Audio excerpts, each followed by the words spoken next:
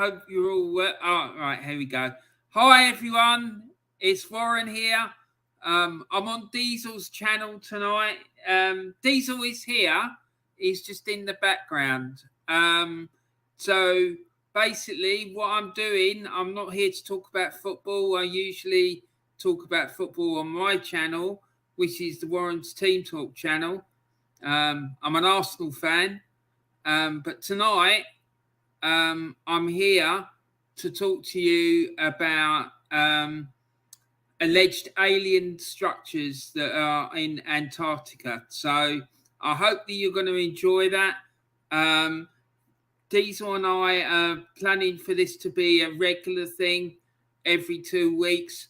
I'll be talking to you about stuff to do with the paranormal, things like that. So I hope that you're going to enjoy it. I'll try and answer your questions as I go along, but please be patient with me because I'm not used to having this amount of people in the chat or video. Usually, it's there's usually about like 10 or 15 of us, but if I'm lucky. So to have this amount of people in there, it's great. But I'm not used to it, so please be patient with me if I don't get to answer you straight away. So I'm just going to do what Diesel normally does and just give a shout out to everyone who's in the chat. So we've got Joanne Smith, AJ Byatt, Ben R28, Grant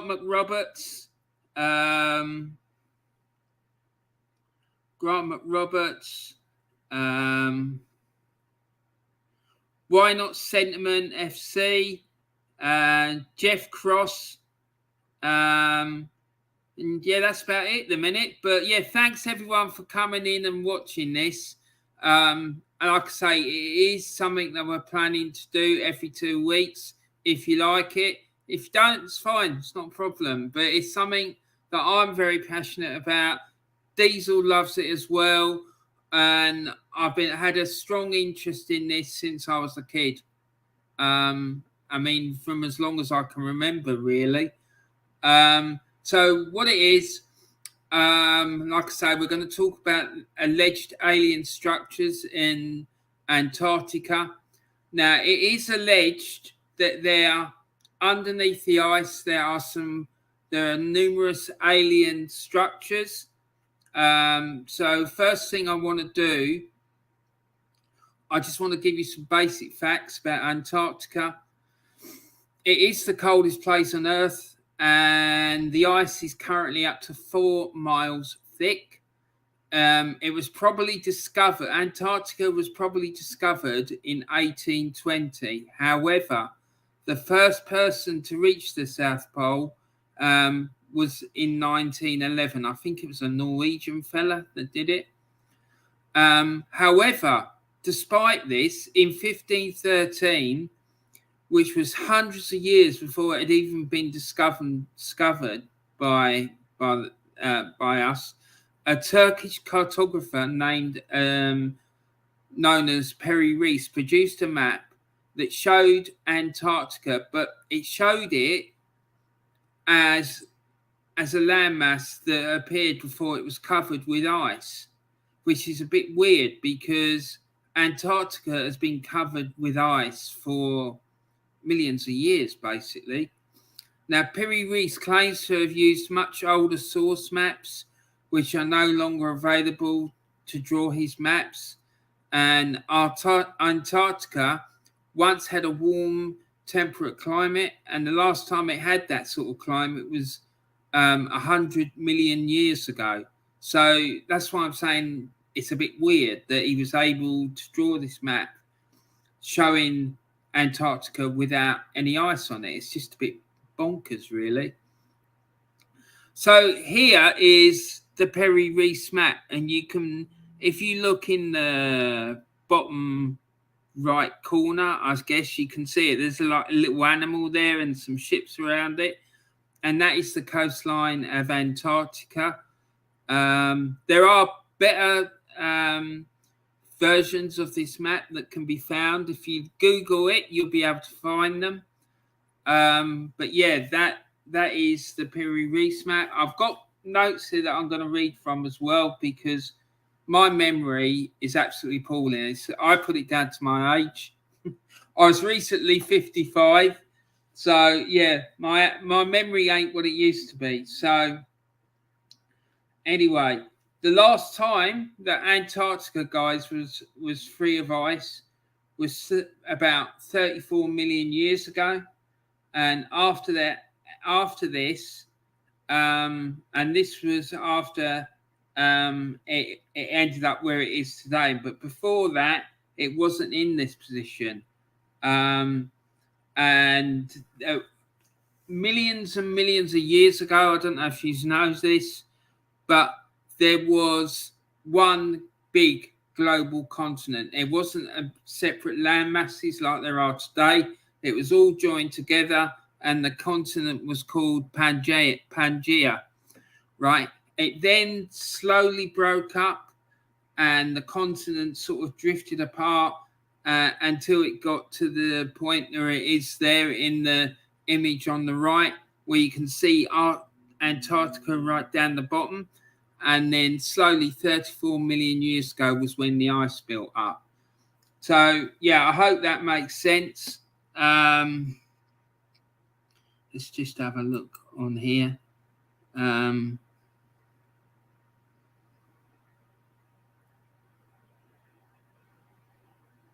Yeah, so, and so the ice here, like as I was saying, the ice is now between 3 and 4 miles thick. I mean, for me, that's just crazy, you know, that it can be that thick. So let's go to the next one.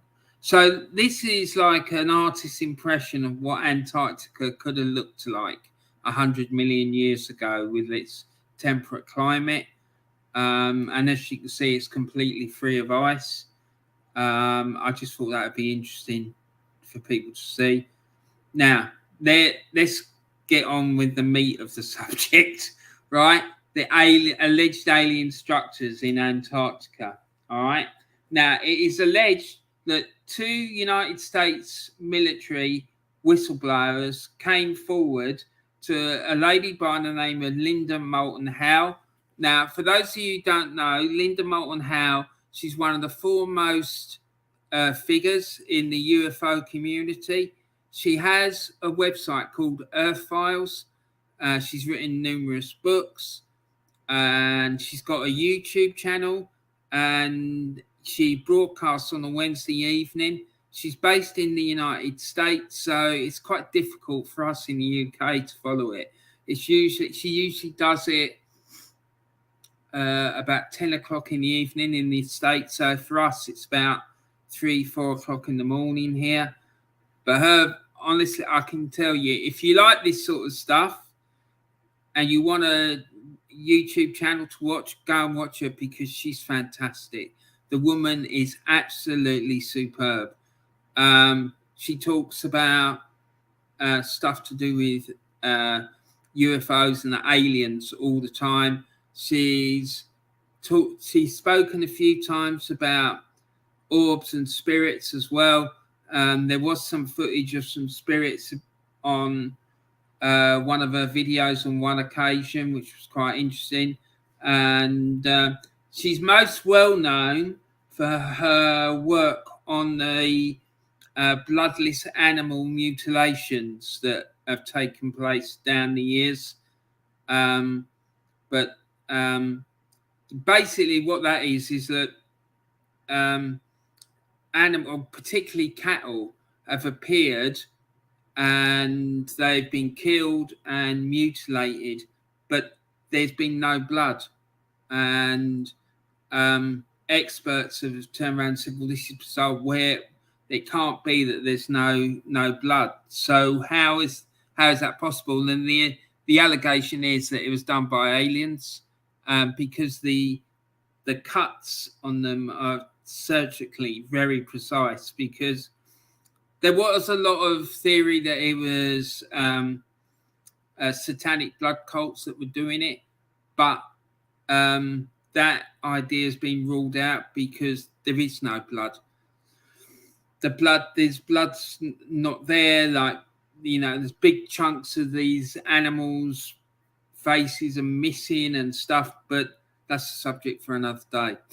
Basically, all right, guys. But so these two military whistleblowers came forward to this lady, Linda Moulton Howe, and it's alleged that there are numerous alien structures in Antarctica, and they went there to extract a scientist who was working on one of the structures, because there are a number of symbols there, and he was studying the structures, studying the symbols, and so on and so forth, and making a report. Now, the structures allegedly are of an octagon shape, and they're covered with strange hieroglyphs. And Joanne Smith says that's the lady with the cats, isn't it? Yes, Joanne, it's Linda Moulton Howe is the lady. She comes on stream every week with either one or two of her cats.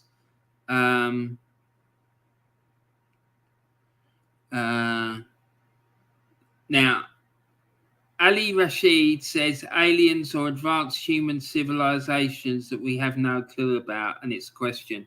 That question was put by Linda Moulton Howe to these two military whistleblowers, and they were quite adamant that it wasn't an ancient civilization, that it was an alien civilization because of the technology that's involved with these structures. I mean, if it is human, then the human civilization that built these structures was far more advanced than what we are now. But I'm going to come on and explain what these guys said, and it will show why they think it was an alien civilization. So there are links with these. Allegedly, there are links with these structures and the hieroglyphs that are marked on them. In a minute, I'm going to show you an image of images of hieroglyphs from Mayan civilization and the ancient Egyptian civilization, because apparently the hieroglyphs that are on these structures are very similar to the Egyptian and Mayan hieroglyphs, but they're not the same. And it's alleged that the structure, these hieroglyphs that are on these structures are very similar to structures that are found on the moon and on Mars, because it's alleged that there are numerous alien structures on the moon and on Mars. In particular, in Mars, in the Cydonia region of Mars, and there's an image here that I thought was quite good. It shows you the famous face on Mars, and also the pyramids that are allegedly on Mars. And it's alleged that these structures, both on the ground and under the ground, bear these same hieroglyphs, which is very, very interesting. So let's move forward. Just 2 seconds. Right. Okay. So Diesel says it looks like my ex-missus. There you go. So these are the hieroglyphs. Okay. The one on the left is obviously the Egyptian one, and the one on the right is the Mayan one. And I was saying, The hieroglyphs that are on these structures in Antarctica are similar to these Egyptian and Mayan hieroglyphs, but they're not the same. So just to give you an idea about the sort of things that these guys are talking about. Now, I'm going to talk to you a little bit now more about the structures. The structures themselves are octagon shaped, and they're beneath the ice in Antarctica, and the structures themselves go 2 miles down and cover on average 62 acres. So to give you some idea, an acre is approximately 43,000 square feet. The structures have doors which are 23 feet high and range between 18 feet and 30 foot thick. And what I found really strange about this was that the doors are so thick, yet the military whistleblower is reported of saying that the doors open easily with just the slightest touch of a finger. So there's absolutely no resistance when you try to open the door. When it opens, it reveals a huge 9-acre room, which when you enter the room, the lighting for the room comes on immediately, just like that, right? But there is no obvious sign of any lighting, and there's no visible bulbs or wiring. Outside, the temperatures are an average of minus 40 degrees Fahrenheit, and inside the structure, the temperatures range between 68 Fahrenheit and 72 Fahrenheit, but there's no obvious signs of any heating source. So, Joanne says, if I get any really clear, decent screenshots of anything paranormal, I'll send them to you, and you're welcome to put them up on the screen. Thank you very much, Joanne. The walls are decorated from floor. Diesel says it looks like my ex-missus. Fantastic. Diesel says, Ron, you're doing great, bro. Thank you, mate. Thank you. The walls are decorated from floor to ceiling. Jeff Cross says, I currently live in Wiltshire, a hotspot for UFOs and corn circles. That's true, it is.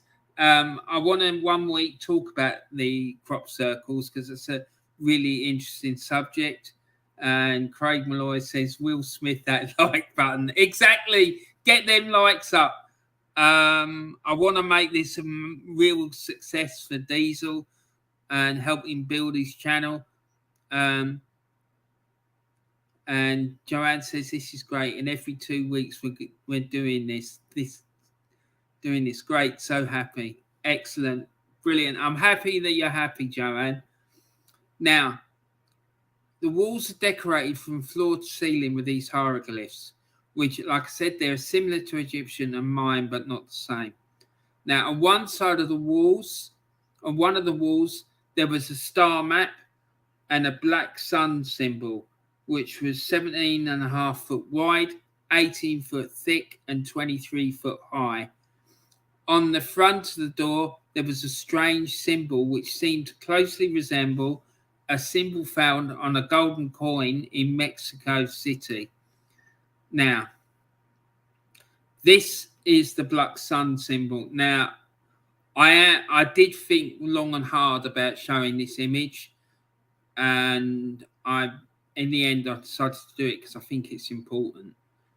And then there was a star map as well. Now, the reason I'm concerned about showing this black sun image is because I have to mention it. I don't want to, because what it relates to, the person it relates to, and what it relates to, I find absolutely despicable, and it sickens me to the stomach. I have to mention it because it relates to Adolf Hitler and the Nazis.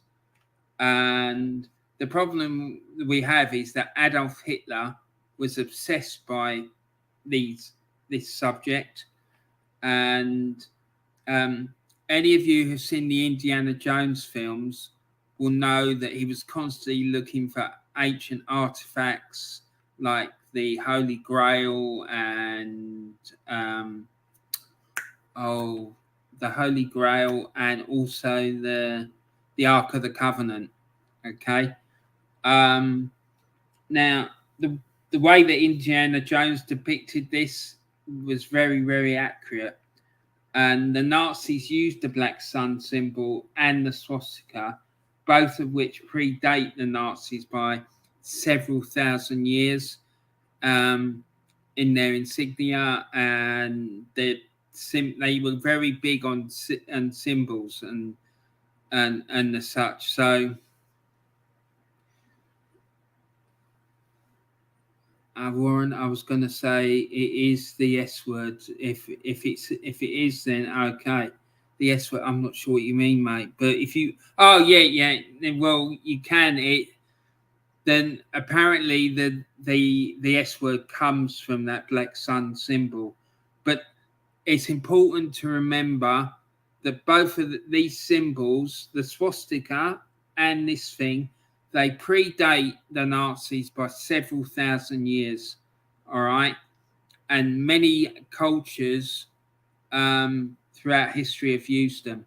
And the swastika, for example, was used by the Romans, and it was used also in India.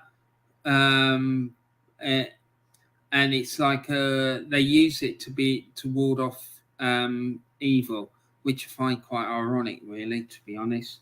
But anyway, so now and also near where I live, there is a Roman villa, and I was really freaked out one day because I went to this Roman villa, and on the floor there, on the mosaic, you can see little swastikas. So honestly, it absolutely freaked me out. But the black sun symbol also, it appears in modern physics as a pictorial representation of electrons accelerating through space at the speed of light and radiating electronic magnet radiation in the shape of a sphere, depicted by the two 90-degree angles at the end of each arrow, very similar to the 90-degree angles of the black sun. So what I'm trying to show here is that this thing is on display on this structure that's under the ice for, up to 3 or 4 miles deep under the ice. And it represents, and has got links to like high level science. And then there's this star map as well. And I'm going to talk a little bit more about the star map in a minute. The black star sun symbol and the star map carved 7 centimeters deep into the black basalt door of the structures in Antarctica, 7 centimeters thick, right? Now, also on the front door of the structures, there is a strange triangular, where is it? Yeah, this one. This symbol is also found on the front door of the structure.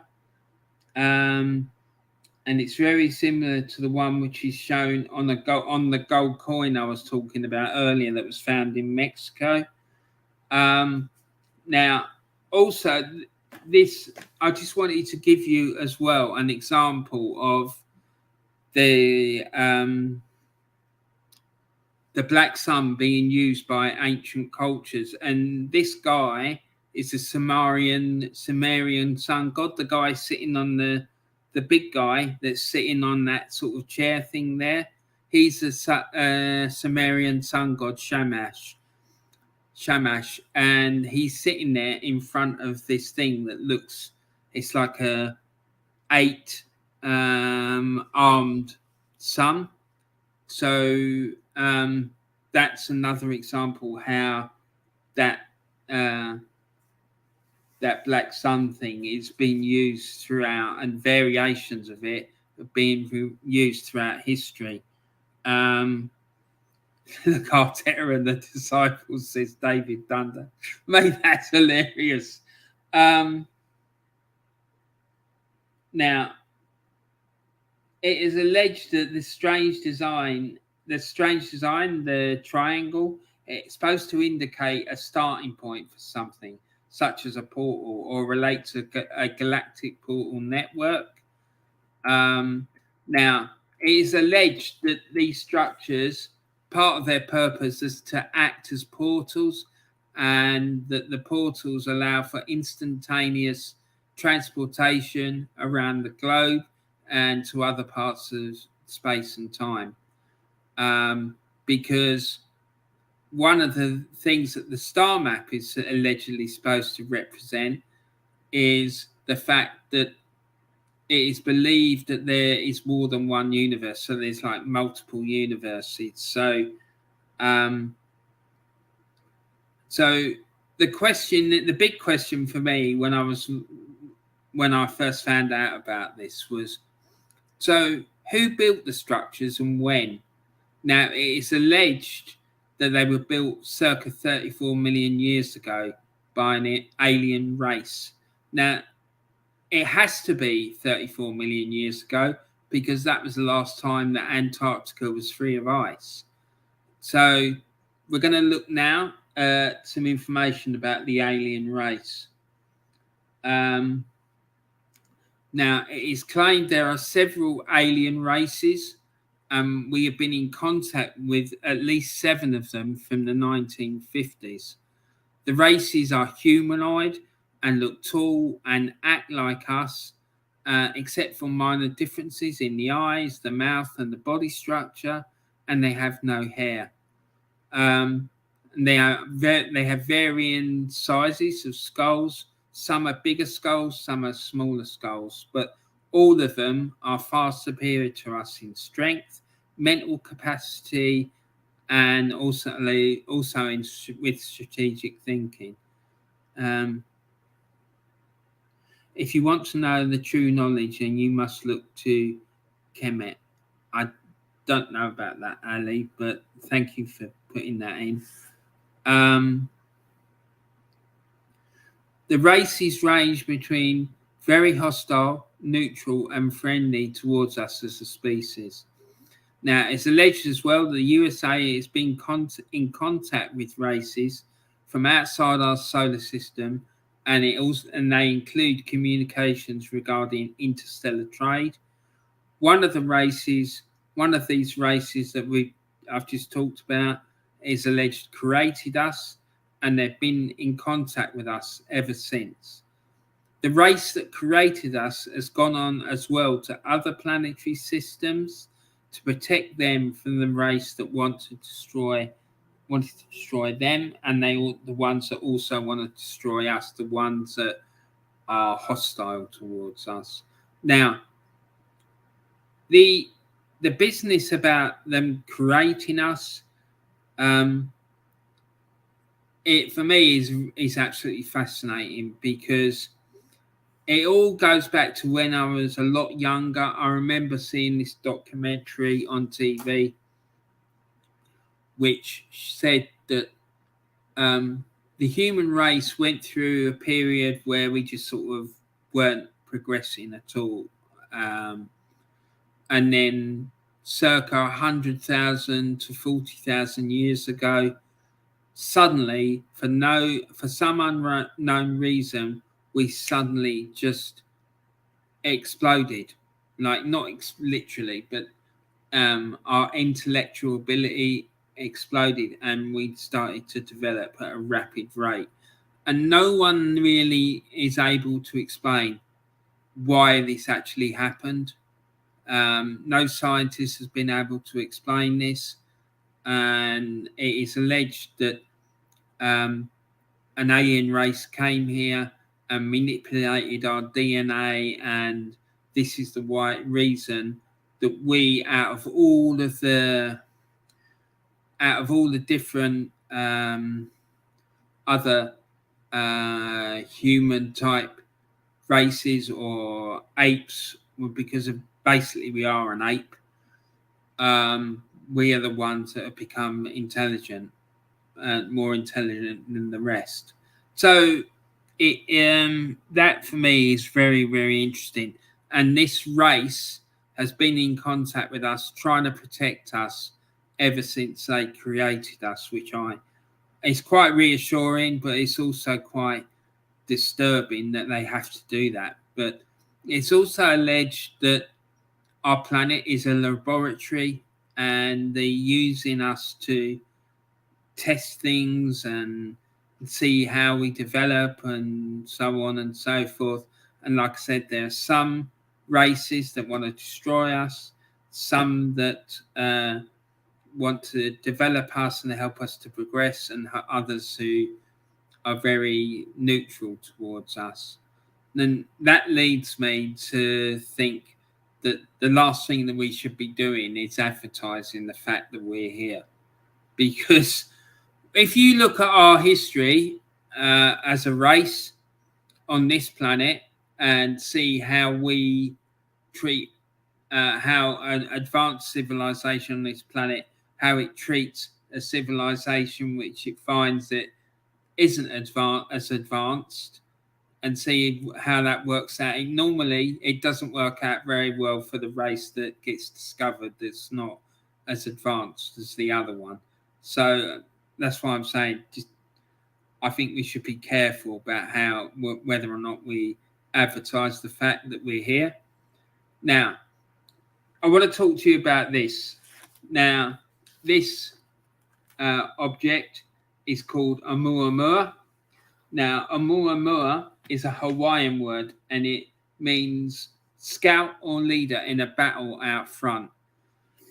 Now, Oumuamua is an object which entered our solar system in 2017, and it is claimed it was a derelict spaceship. Now, this phenomena was discussed in serious science journals, including the science journal Nature, and it discussed how it suddenly and inexplicably increased its speed from 57,000 kilometers an hour to 97,000 kilometers an hour, and it also changed direction. Now, in November 2018, Avi Loeb, now he's a highly respected science professor, co-wrote a paper on this subject, and he hypothesized that it could be an alien probe.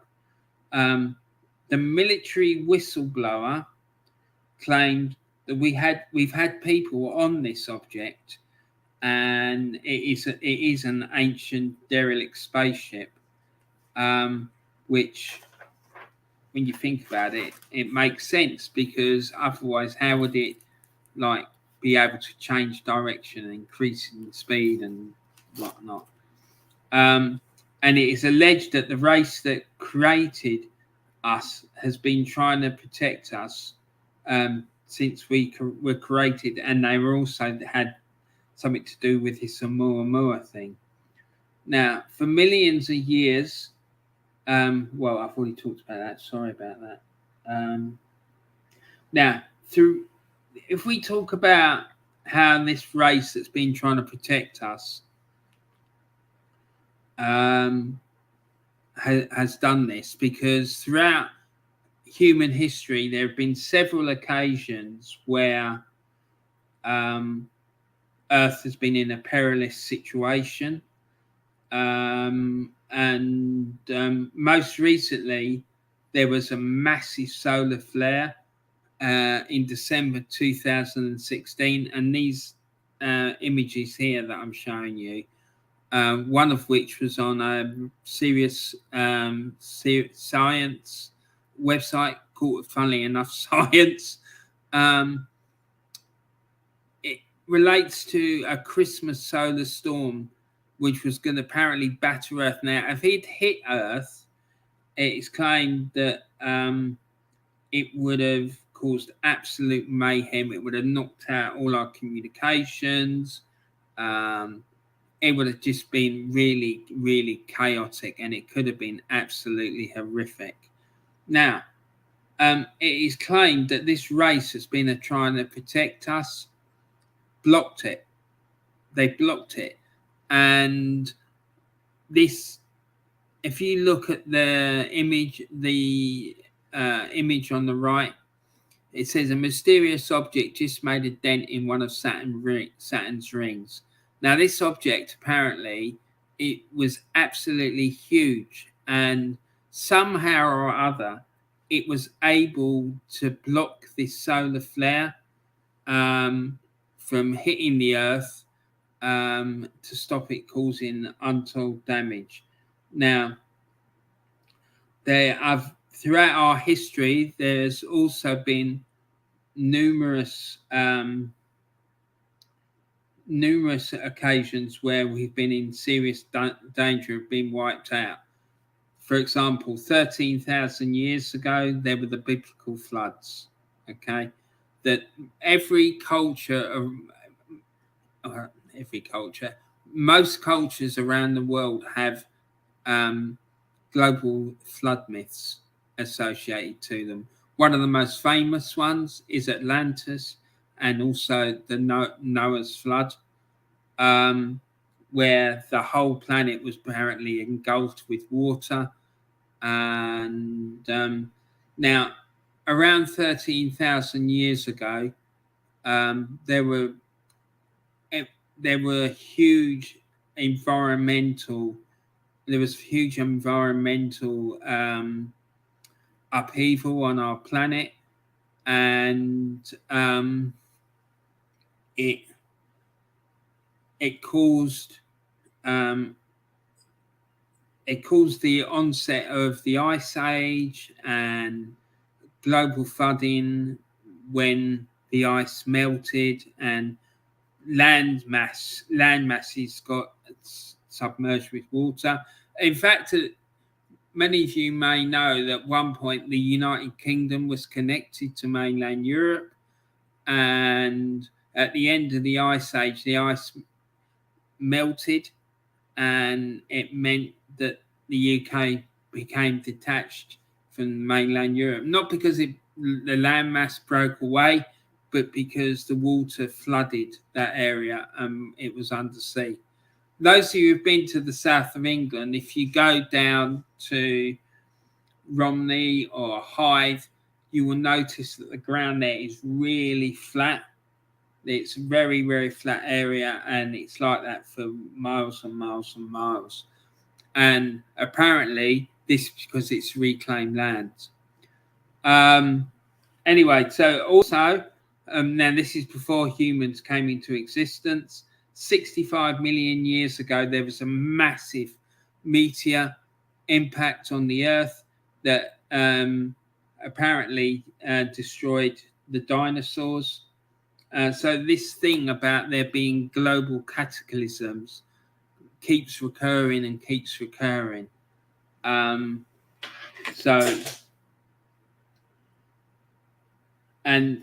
we are at a point now that it's feared that we may not be able to survive on this planet, and that that we may have to relocate off the planet. And some plans are being made for this to be done, and this may be caused by massive environmental upheaval, such as supervolcanoes, biblical floods, movement of tectonic plates, extreme weather, and diseases.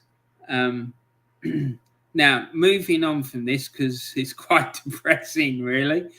Now, I want to talk about ancient Egypt, because Egypt also has links to these structures that we talked about earlier in Antarctica. Now, it's alleged that a lot of things in Egypt are much older than we've originally been told. Some of you may be aware of the work of Graham Hancock and Robert Schoch in trying to redate the Great Sphinx of Egypt. because they claim that there's weathering on the Sphinx that could only have been occurred by large amounts of water coming onto the Sphinx, which clearly in modern day Egypt would not be possible because it's largely desert. But it's claimed the Sphinx itself is over 35,000 years old, and there are other structures in Egypt which are buried, which are over 35,000 years old as well. So now it's claimed as well that, like I said, that these structures in Antarctica are portals to other parts of the world, of our world, and also deep into outer space. And it allow, when you walk through these portals, it just when you walk through it, it's not like you see in the film Stargate. Let me see if I can find the slide. Yeah, here we go. Here it is. It's not like like it appears in the film Stargate. Those of you who've seen the Stargate film, when people used to walk through the Stargate, they would see like loads of rashing stars and gas. When it is alleged that when people walk through this Stargate, that you instantaneously appear in the other location. How they know where you want to go, I have no idea. I don't understand how that works, but that is the allegation. And the reason I'm telling you that is because it would be one explanation as to why these structures were built. But yeah, to me, the fact of it is that these things were built they have to have been built 35 million years ago, because that is the only time they could have been built, because they're under so much ice, like 4 miles deep. I mean, it's not just a little bit of ice and whatnot. That, nearly 4 miles deep of ice. That's a huge amount of ice.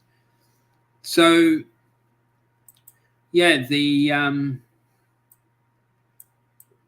it's a fascinating subject. And the lady that I spoke about earlier, Linda Moulton Howe, she, like I said, she's got a YouTube channel, and she has got a film that, if you're so inclined and you want to find out more, that you can buy it, you can download it. It's available on a platform called Vimeo. I don't know if any of you are aware of Vimeo, but you can download it from there. I don't think it's available on iTunes. But yeah, I've watched it because I'm crazy about this stuff, so I went and bought it. So yeah, big up to Linda Moulton Howe, because she did a lot of the work and spoke to these guys, these military whistleblowers, managed to get them to come forward and speak to her about this stuff.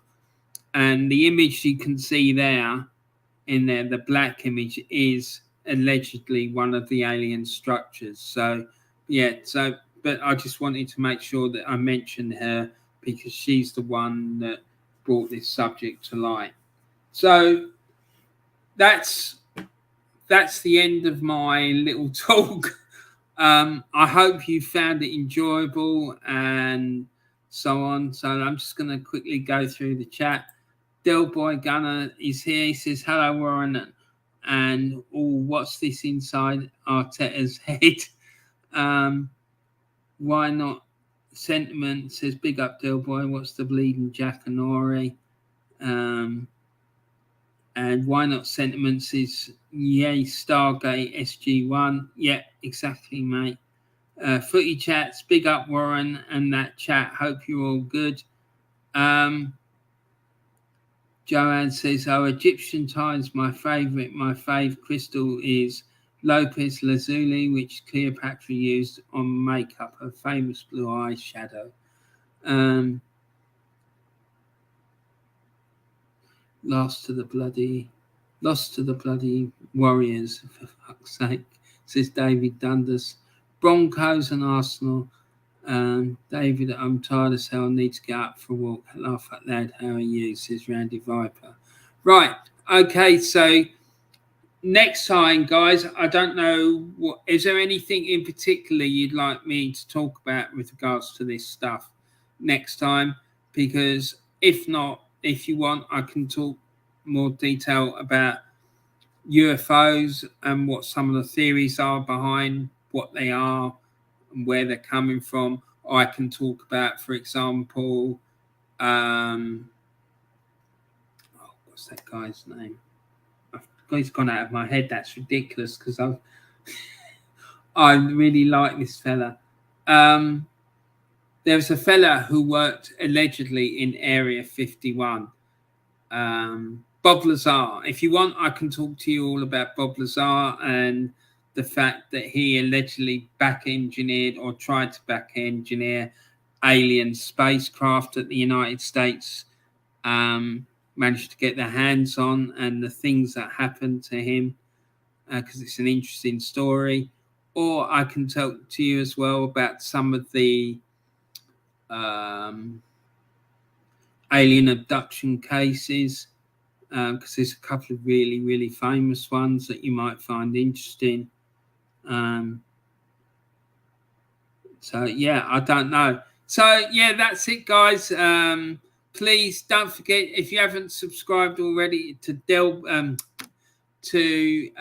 Diesel's channel, please make sure you do it. The guy's been really kind and allowing me to come onto his channel tonight to talk to you all about this stuff. I know that some of it might seem a bit off key, but I hope that you found it interesting and enjoyable. So yeah, Diesel's back. So thank you, sir. I hope you enjoyed it, mate. Yeah, listen, I just want to say as well, there's a couple of people earlier on asking me where I was. Listen, this is all Warren. This is nothing to do with me. I've got a massive interest in this because, like you, Warren, since I was a kid, I've always been fascinated by the paranormal. I've been fascinated by Area 51. It was ever since I heard about Roswell, the Roswell incident, where there was this massive cover-up.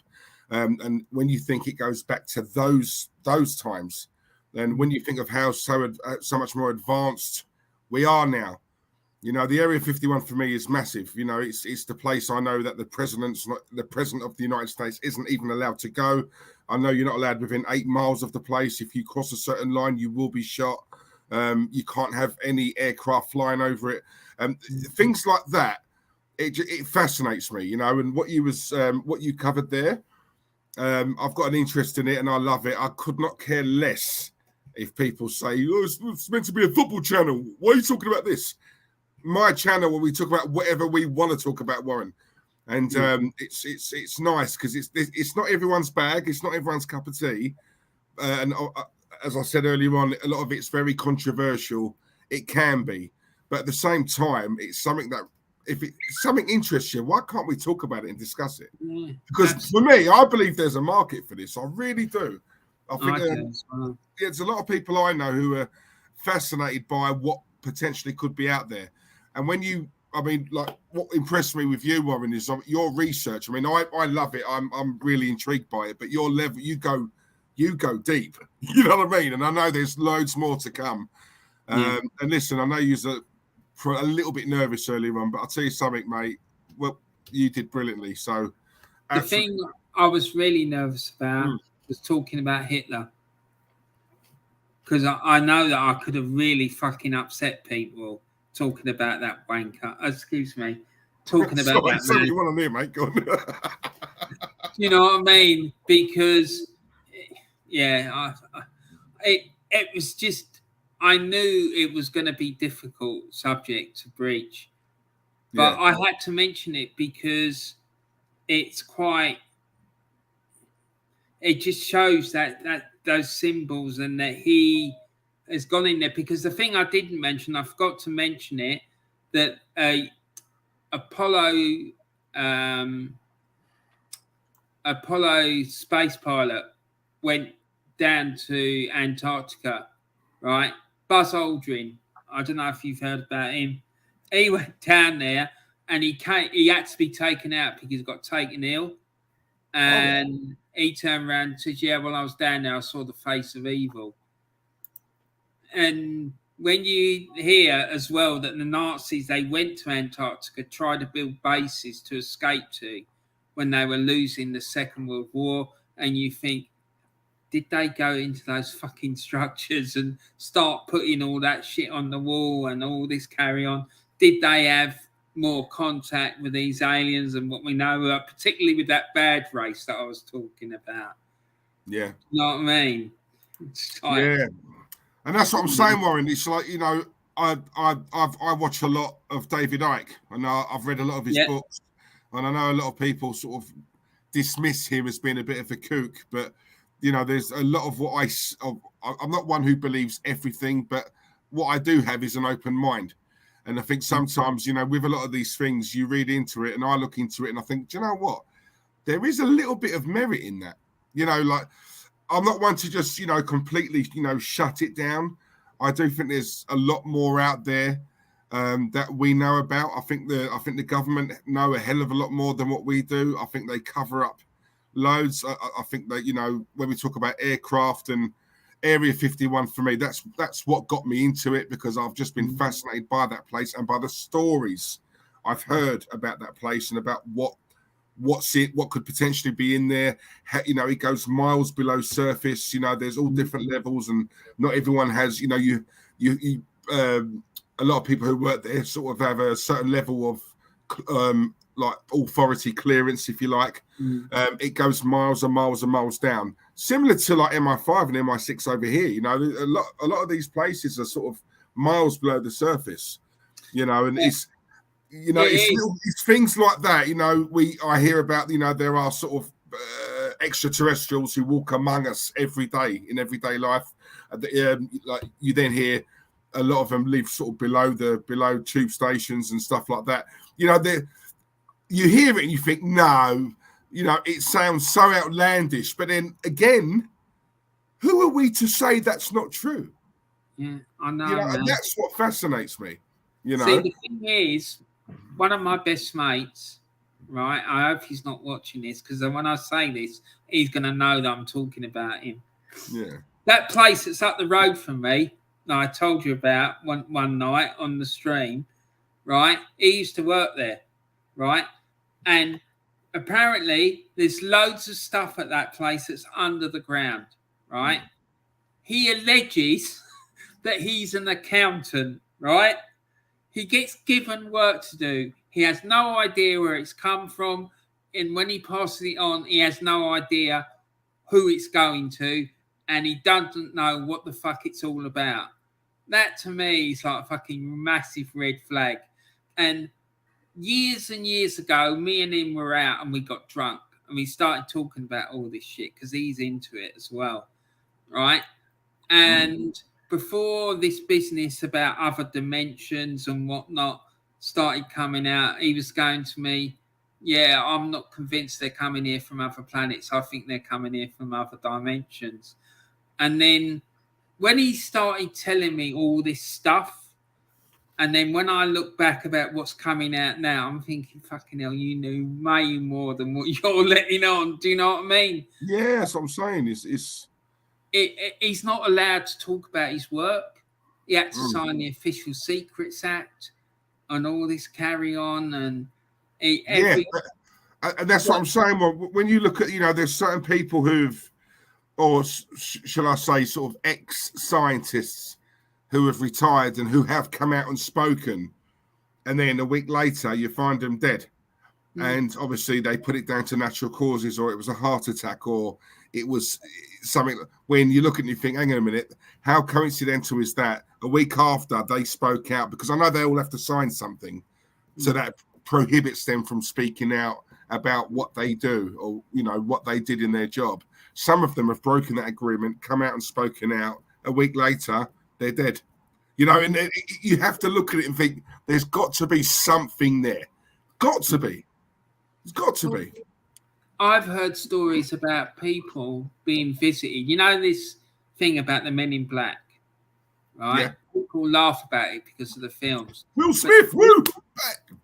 The real Men in Black, yeah, exactly. The real Men in Black are really fucking sinister, right? They go around threatening people. Like back in the day, you and I would probably have been visited for what we've just done. And yeah.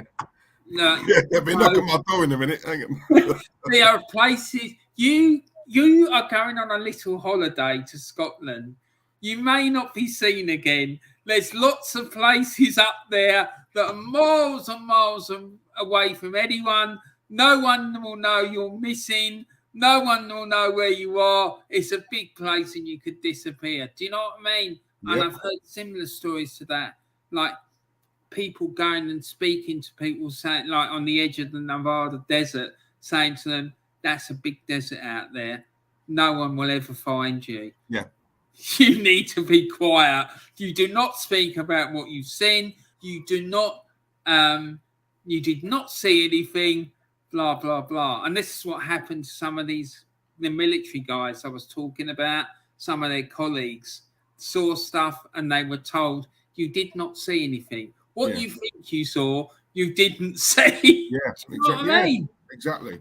Yeah, because they can't risk that coming out because could you imagine it'd be a global panic, you know, it would. And when you think Roswell, when was that? That was what, in the 50s?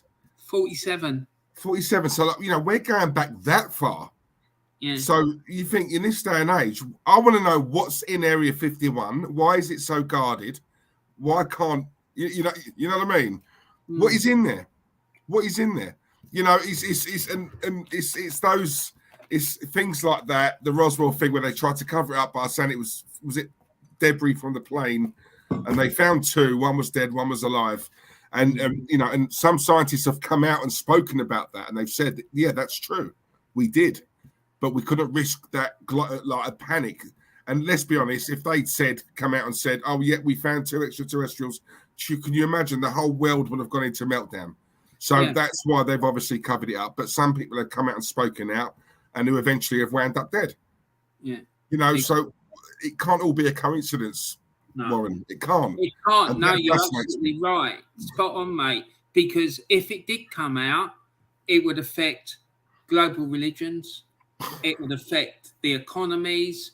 It would affect everything. The whole thing, the whole fabric of our society would fucking fall apart. And that's what they're scared of.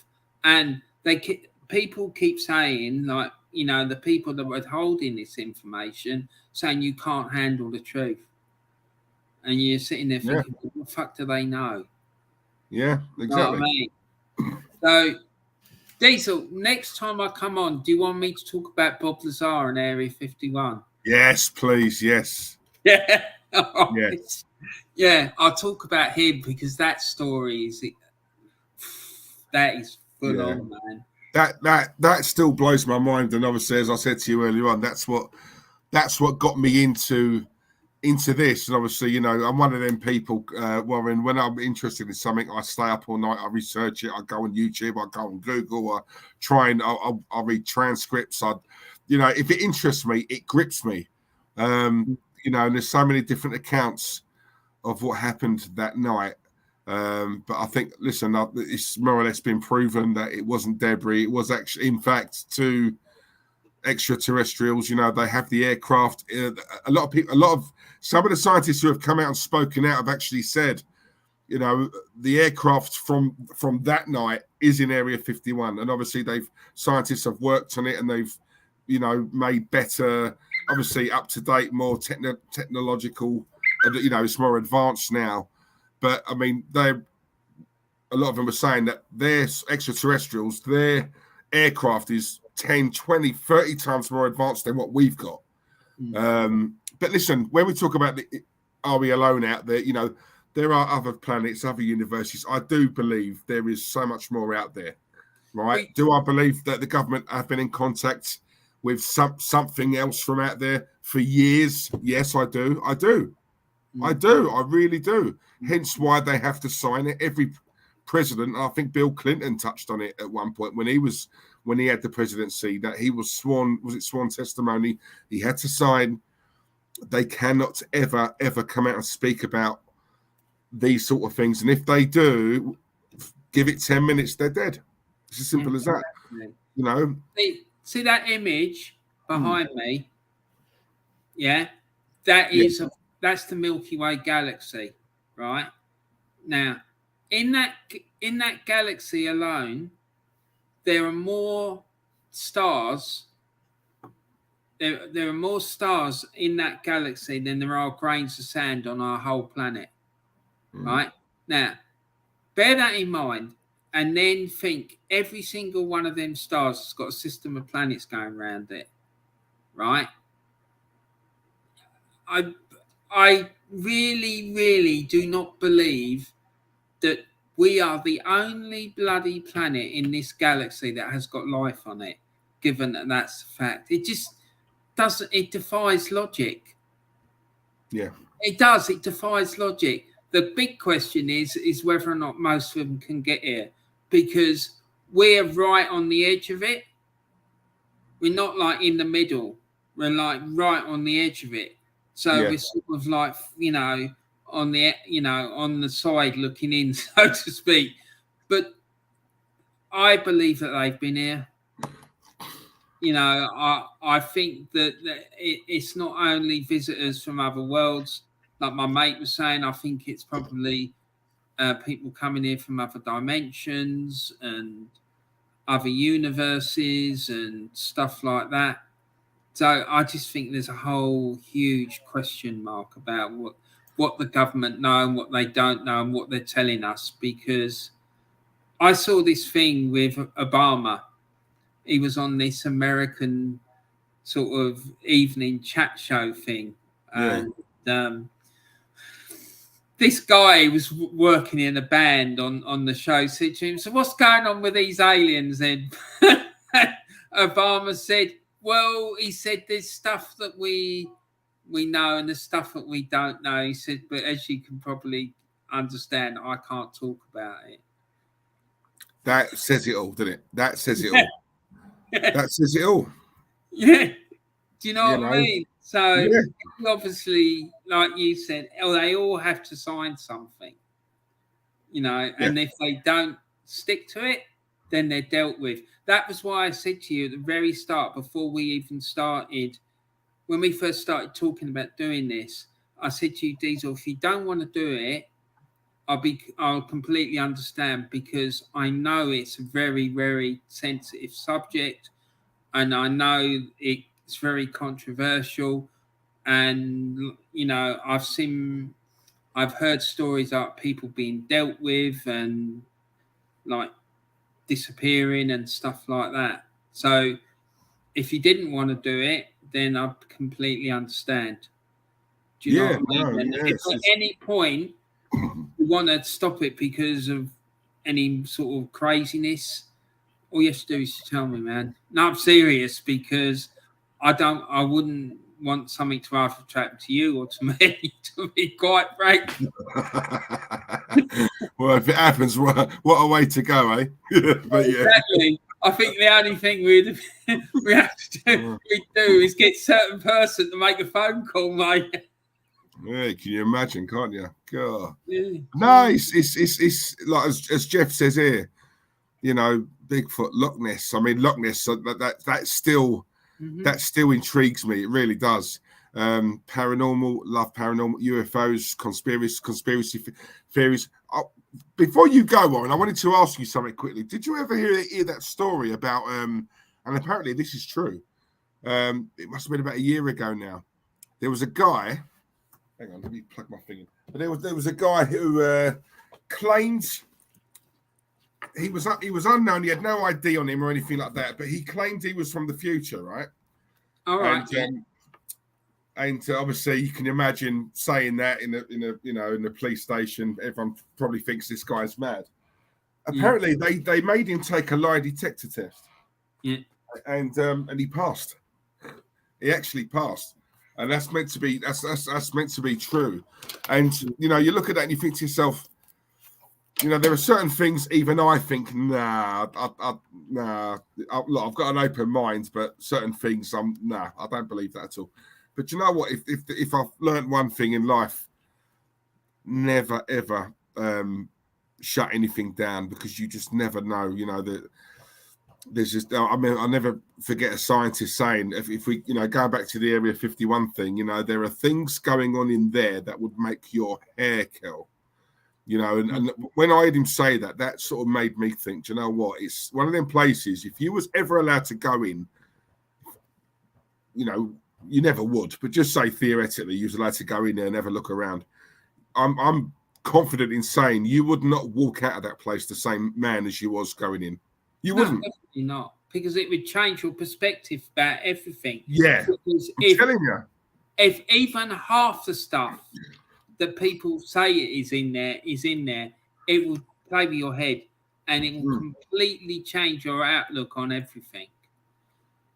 Exactly. Do you know what I mean? Yeah. And when people start passing lie detector tests and things like that, you've got to think, well, so what's going on? Do you know what I mean? Yeah. You know, and when they like go and have hypnotherapy, and when they're under, they're fucking saying the same stuff as what they've been saying when they're not under. You just think, hold on, what's going on here? Do you know what I mean? Exactly. How many people, right, have come out, and this always seems to happen in America. It never really happens over here, but you see a lot of people like coming out claiming, they swear blind, I was abducted by aliens. Now, if you had someone saying that to you, like right now, we'd probably look at him and laugh. You think, what? You know, this guy's a nut, right? But see, the common perception of that is someone said that to you, and they genuinely believed it, Warren. They weren't saying it for a joke or a laugh. They genuinely said to you, "I'm telling you now, Warren, that night I was outside and this happened." Right? You'd probably laugh it off and think they was a bit of a nut. But how do we know that's not gone on? Because that's so easily done. You know, that's been going back for years, where they sort of take us up or they take us somewhere, experiment, you know, because obviously they're as intrigued about us as what we are about them, don't forget. You know, so, you know, these, when we talk about UFOs, you know, some pictures, some you see which are fake, some I genuinely, you know, believe are real. You know, to this day, they can't be explained. You know, Jeff said earlier on, you know, Loch Ness Monster. Now, people laugh at that. Oh, look, there's nothing there. What are you talking about? But for me, Warren, I'm a massive believer in the saying, you know, there's no smoke without fire. See, exactly. Now, you see this little thing, right? Apparently, that was developed from alien technology. Wow. Like, you know, your iPhone or your tablet and whatnot. That was developed from alien technology. So and they punched him. Did you see those pictures of him? Yeah, I was going to say, God. You know, he reckons he had a op. He had to have a op because of his nose or something. No, but then probably doing some acting scene, and it was a fight scene that went wrong. Yeah, exactly. Sorry, Del. Diesel, I need to just plug in my. No, but yeah, it's crazy. Have a look. I don't know. There's a really famous case of a guy, a logger. He got abducted in the States. His name's Travis Walton. Right. Right. It's a really, really famous case. And he was gone allegedly for 3 days. But he felt like he'd been gone for a lot longer than that. And it was in this, they made a film out of his story called Fire in the Sky. And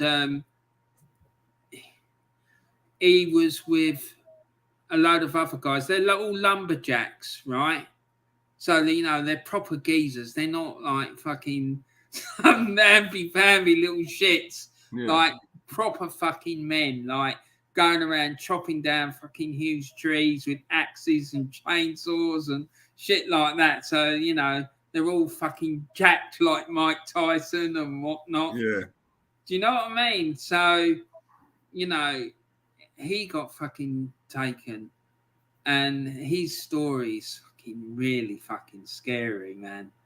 Really scary. That's what I'm saying. You know, it does interest me.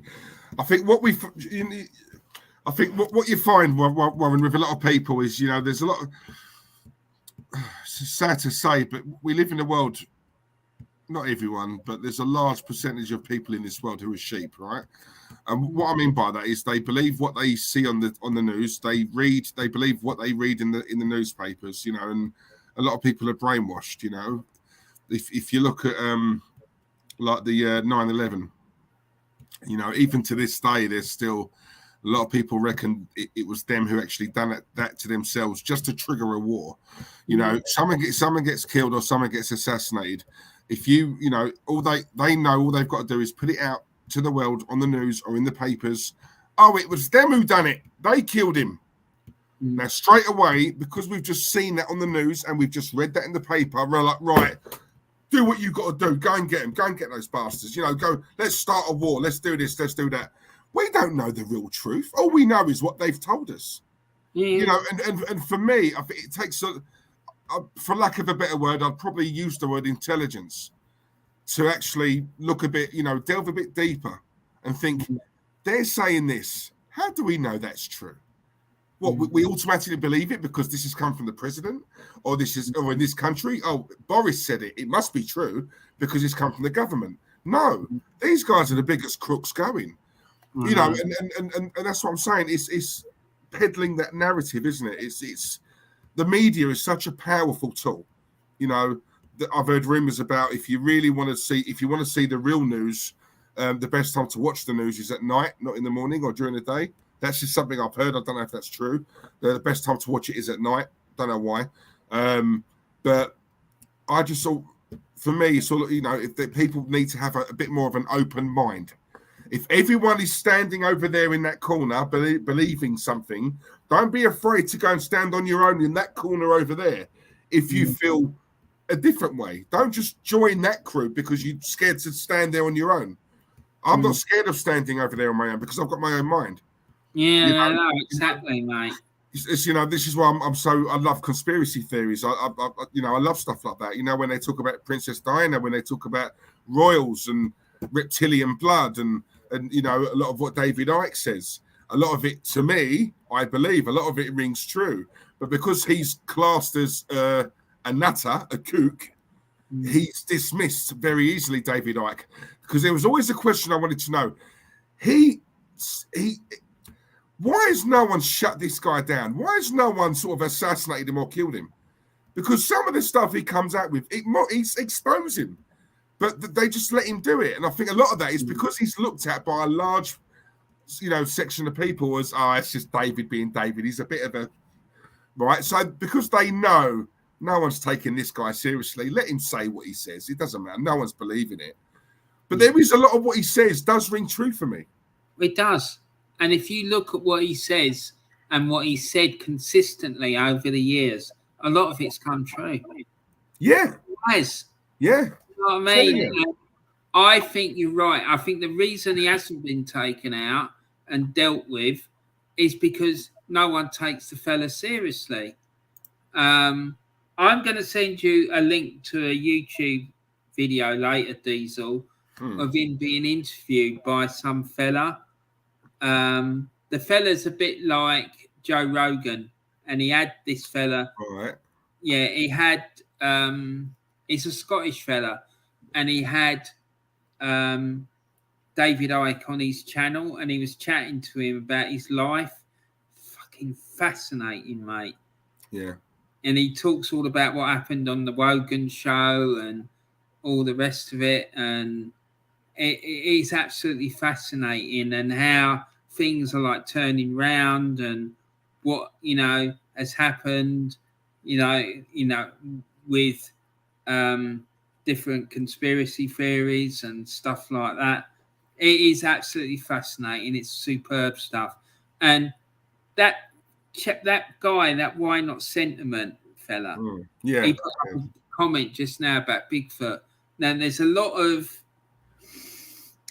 theories about that is an alien race. It's not like a lost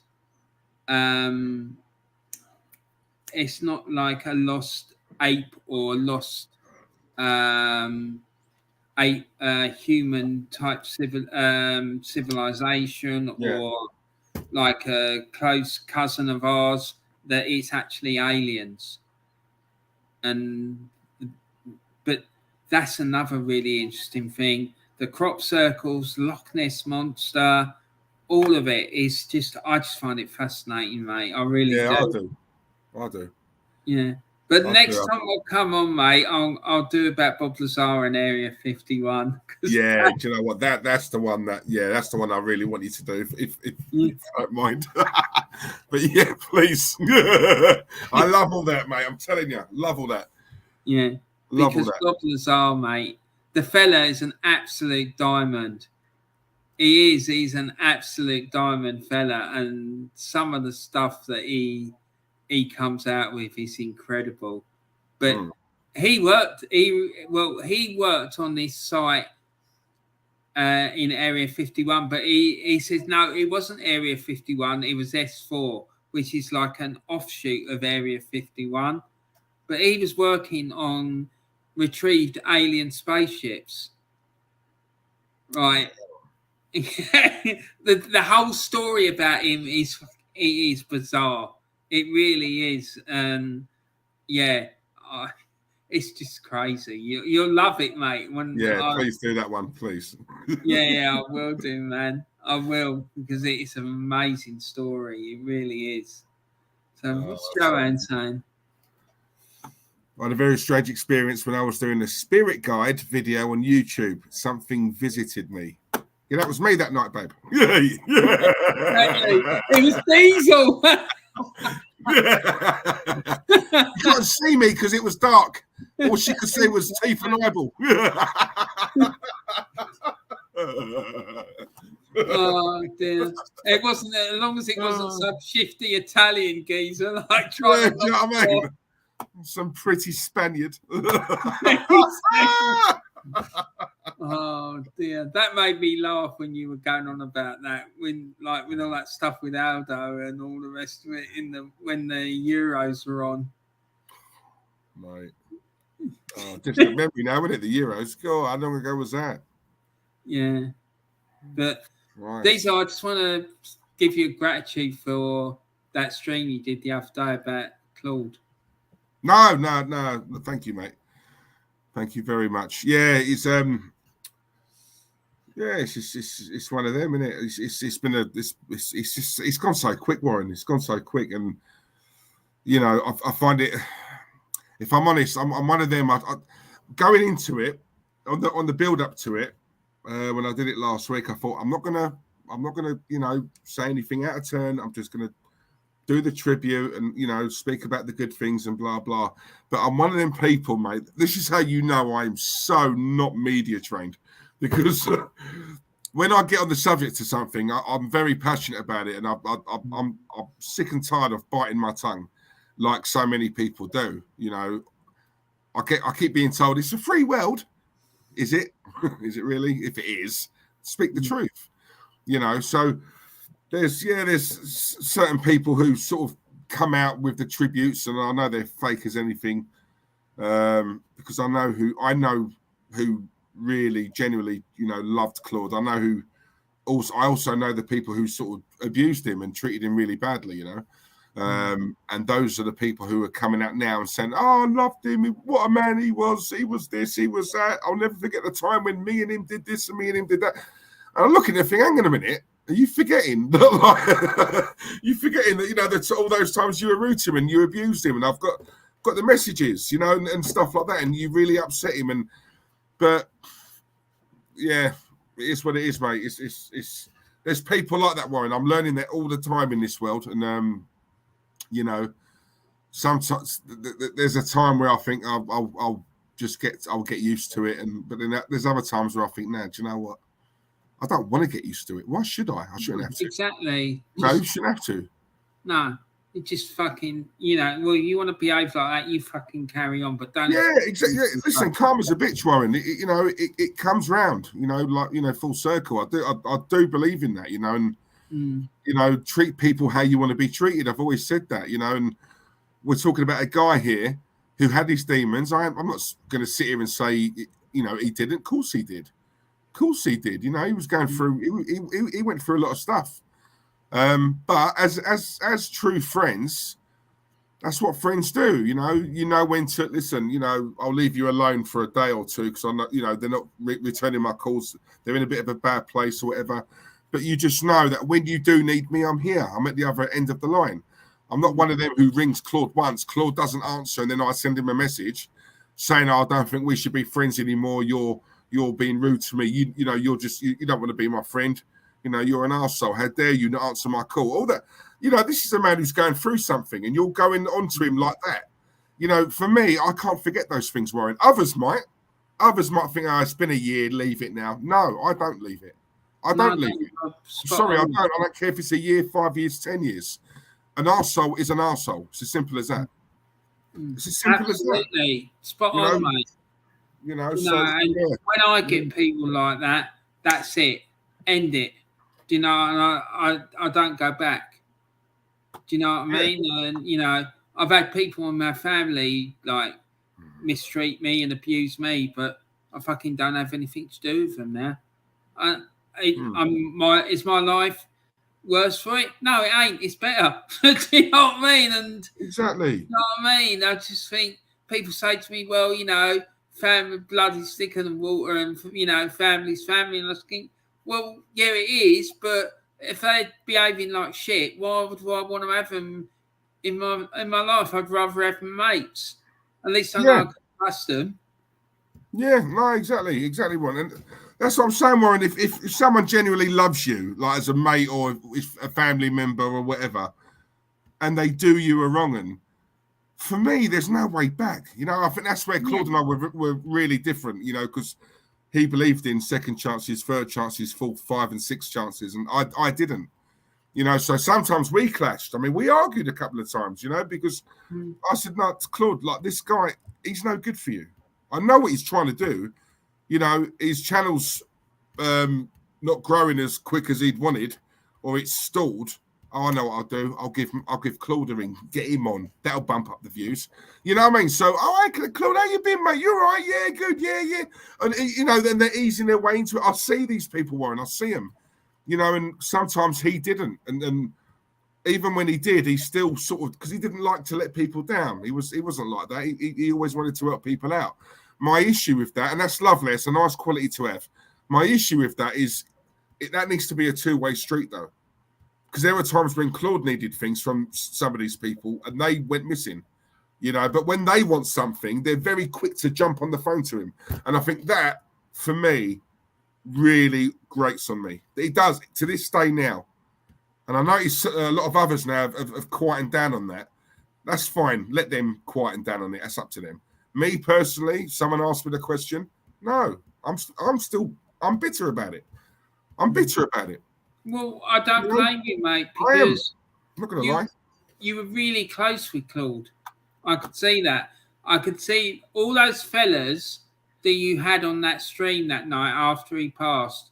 There was you, there was Terry, and there was Lee Gunner, there was Glenn, Tony, Chelsea, Tony, Tony Rolfe. God, what's the poor guy's name? I love the fella as well. This happens to me all the time. It's my fucking age. I know it is. Glenn? No, not Glenn. The one who used to go to the cafe with Claude and do the podcast. Kenny, yeah. Yeah, Kenny, yeah. And I love Kenny. Right. Oh, Kenny's a diamond. On Thursday. So yeah, Kenny's a diamond. And do you know what, right? It's funny because, like, I'm glad you brought that up, actually, because you see that stream we did, that was from the heart. I mean, I've watched that back loads of times, right? And big up to Winksy, because obviously it was him he had literally less than a day to get all those clips together. That was honestly, Warren, because I didn't want to do it. I knew we had to, but I wasn't ready. But we had to, you know. So as we all agreed, look, we've got to do this. And I noticed, you know, less than 24 hours after he passed away, there are certain channels doing tributes, and I just thought that was a little bit, you know, I thought it was too soon. It was a little bit, you know, we've not even told some of his family yet, and already you're doing tributes. And for me, I just thought it was they weren't really doing it because out of love for Claude. They were doing it because I'll get a boost here, you know, I'll get loads of views on this one. And for me, people can say I'm harsh by saying that, but listen, at the end of the day, it's true. It's true. You know, it is true. That stream you saw was very emotional. Yeah. It was still raw. I think we waited a week or two to do it. We didn't jump on the bandwagon and do it straight away. No, you know, and whereas a lot of people did, and you know, there's a lot of crocodile, as David says here, David Dundas. There's many crocodile tears shed over Claude, because no one bothered with him when he was alive, but now you want to talk him up because he's passed away. I don't understand that. I don't get it. I don't. You know, I don't understand that. For me, that's just evil. You know, so, but yeah, that was emotional. You know, it was emotional, and you know, we all sort of, you know, mentioned obviously our stories of him and this, that, the other. I know to this day there are still some people who probably aren't sure about me or Terry or whatever. But you know what? There was a time where I thought, you know what, it bothered me, and I need to show these people that I'm actually a nice bloke. Now, I could not give a shit what they think of me, and that could be anyone, other YouTubers, channels, whatever. I could not care less. Couldn't care less, because it's a big snobbery in YouTube, very snobbery, right? And I love the fact that, yes, Warren, I've had you on tonight. I've had Jez, big up Jez. I'll come to you, Jez, in a minute. Other than you two, I've not really had anyone else on, and yet the channel's growing nicely. It's growing. You know what I mean? So I don't feel the need. I'm not going to beg people to come on here. They want to come on, they come on. If they don't, they don't. I'm not going to beg. Certain people I've asked, either they just don't respond, or I know they've read it. I'm too small for them. Fine, fuck them. You know, I'm going to grow with or without you. It doesn't matter. Do you know what I'm saying? So I'm proud of the fact that I'm on 800 odd, and I've pretty much done that off my own back. I've not done big YouTubers on to try and grow the channel. No, because this is one of the reasons I wanted to do this thing with the paranormal, is because I wanted to help you. Honestly, thank you. Yeah. Because I just thought it adds another dimension to the channel. Because how many other channels, like football channels, are talking about what we talked about tonight? No one. Yeah, but that's what I'm saying to you. That's what I'm saying to you. Is when I started this channel, I didn't want it to be Arsenal and football. I wanted to be able to come on here and talk about things I'm watching at the moment, series I'm watching, films, you know, general day-to-day stuff, you know, chit-chat, banter, you know, and I don't really see many other channels doing that, Warren. You know, it's all very serious, and it's all, you know, and sometimes you need a bit of light-hearted relief, you know, you need a bit of, you know, because everyone's got it tough at the moment. You know, we've got bills going up left, right, and centre, people losing their jobs. It's not a nice world to live in at the moment, especially out here in this country. Everything's going up. It's getting tougher, you know. So if you can make someone laugh and just ease their pain, or, you know, a bit of light-hearted banter just for an hour, you know, during the night, where they could just watch and have a laugh with me, and then, do you know what? Who'd say no to that? Mate, because I think that's really important, and going back to Claude, I could see how much he liked you and Terry. I could, even though you used to have tear-ups with Terry, right? But he loved you guys. You know, you could see how much respect he had for you, and it was like back and forth, you know, and that made me really happy, because I could see he was happy, and that was down to you guys, the way you helped him out. but also he helped you guys out as well. Oh, massively. Yeah, listen, I've always said, Warren, he presented us with an opportunity, right? I don't know anyone who would have turned it down. I don't, So we was touching on the YouTube world, and obviously along comes this icon, this legend, offering us the chance to join him in his channel. I mean, my God, it didn't take me long to give him the answer. Do you know what I mean? So, yes, we had a bit of a leg up. I suppose a lot of people didn't like that. And in a way, I get it. People have been grafting at this game for years.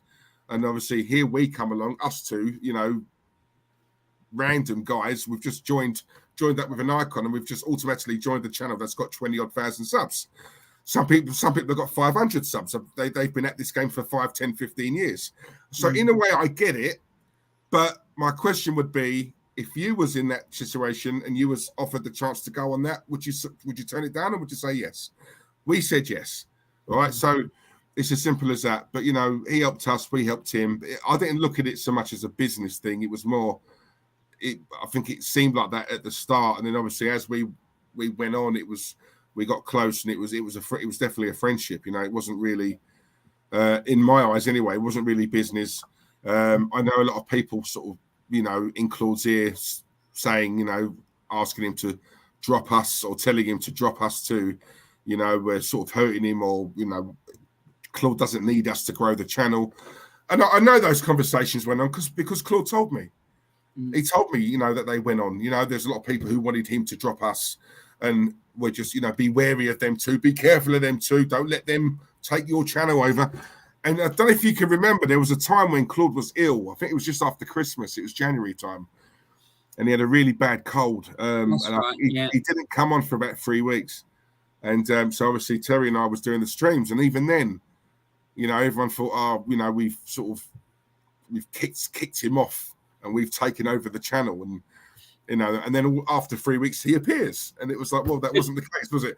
We're just holding the fort while he's away. You know what I mean? So it was, yeah, listen, mate, you're going to get it. A lot of it's jealousy, Warren, in my opinion. It's jealousy. But yeah, also fair play to Claude. He could have listened to those comments, but he didn't. He stuck with us. He stayed loyal to us. And you can't, how can you can't knock a man like that. And some of these people who told him were close to him as well, but he never listened to him. He stayed with us, and he stayed loyal to us. And for that, I'll always be thankful. Me doing this now today, having 800 odd subscribers, a lot of that's to do with Claude.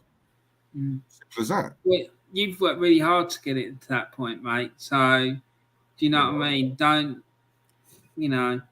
put yourself down. Like, it's hard work, Diesel. It is. Do you know what it is? Mate, it is. I'm telling you, you got to do this daily, Do you know what it is, Warren? Sometimes I think I want to do a stream tonight. I don't know what to talk about. But honestly, yeah, it's especially when obviously, we go ages like without playing a game or anything like that. But then, sometimes I come on here and I'll do a stream and I feed off the chat. I just feed off the chat. I don't really have much to discuss. That's why I like talking about films and TV. I'm a big TV. I'm a massive film guy, and I love my films. I love. Do you know what I mean? So I like to just talk about that, and obviously then we'll just see where it goes. I don't script this. I don't have an idea of what I'm going to do, and I just go with the flow. I think they make the best streams for me. So I used to love it when you'd start talking about these TV shows, especially when there was that one about the police. That corruption unit that was in the police. Do you remember that one? Oh, mate, yeah. I used to love it when you start talking about it, because that series was excellent. It really was. Yeah. Do you know what I mean? It really was. I used to love it. But there's one I've been meaning to tell you about it, because I think you'd like it, because it sort of touches on what we've been talking about tonight. It was called The War of the Worlds, right? And it was on a platform called Disney Plus. Right. I don't know if you've got Disney Plus, but it was made by a French TV company, right? And basically what it is, it's the human race in the future came back, and they did something in the atmosphere, and it killed loads of people unless you were sort of in an enclosed space that what they did with the magnetic field of the earth couldn't get through. And then they sent these little things to kill off the rest of us, because they were trying to get to one guy who'd like managed to work out how to travel forward in time. Yeah. And he like killed them and stopped them. But yeah, I'm really explaining it really badly. But it's called War of the Worlds, and it's on Disney Plus, and it went on for about 13 weeks, I think, and it's fantastic. Like it really is. Huh? I'll check that out. Yeah, it's good. I think you'd enjoy it. So I'm watching a series at the moment called Alphas. Who? Alpha. Okay. ALPHAS. Yeah, I'm watching that. Yeah. It's like, this group of friends they've all got a superhuman ability. I love stuff like that. I can't help it. But yeah, so I'm watching that at the moment. I'm only on the second episode, but yeah, so far I'm liking that. So yeah, I'm watching that at the moment. I watched a film the other day called Green Inferno. That was really good. So yeah, it's as and when things come across, I'm jumping on it. I'm watching it. Can I just say as well, guys, because I've had this comment up for a while now, and for good reason as well, because Jez Collins is my mate. All right, he's my mate, and he's setting up his own channel. And do you know what, Jez? About bloody time and all. Jez Collins incoming, guys. I'm setting up the YouTube channel. It will be called Arsenal History and More. Jez, listen, mate. You know I'll always support you.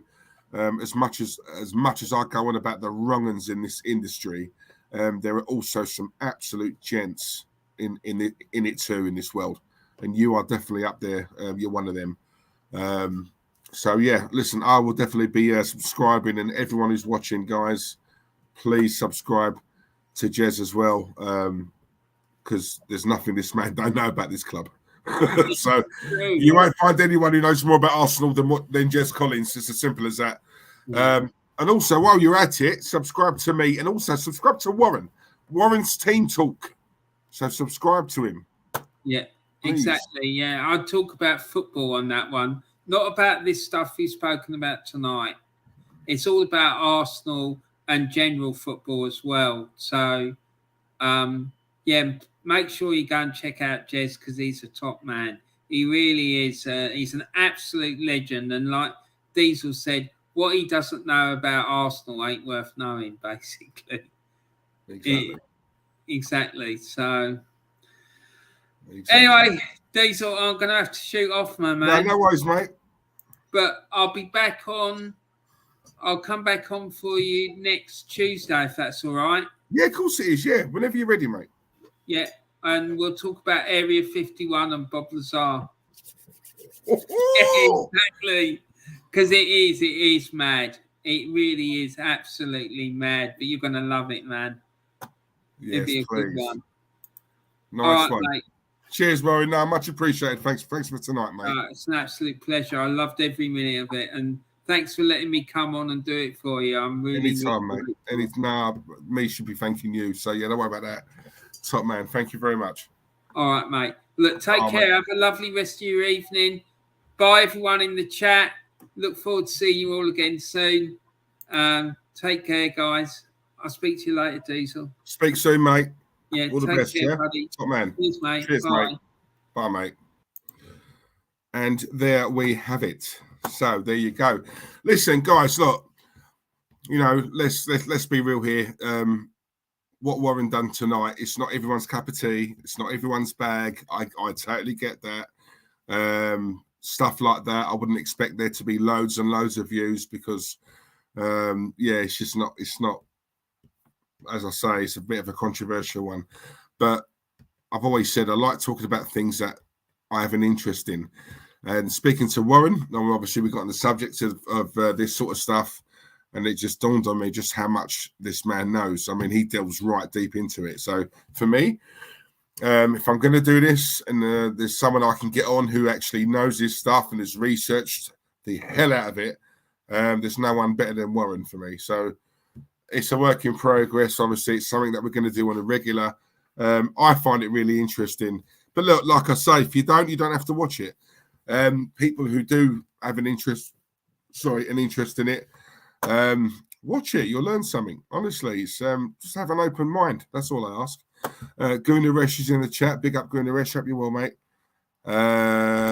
Craig Malloy, thank you. Please subscribe to Diesel Arsenal and Warren Team Talk, real ones. And Jez's new channel as well, Arsenal History and more. Subscribe to him as well. Someone said it earlier on. Will Smith that button, yeah? That's my new one now. That's what I'm going to say. Jimmy D, thank you very much, mate. You know we all have your back, Diesel. Listen, I'm in no doubt that you guys have. I know you do. Thank you very much. Really appreciate that, guys.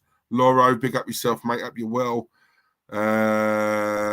What else have we got?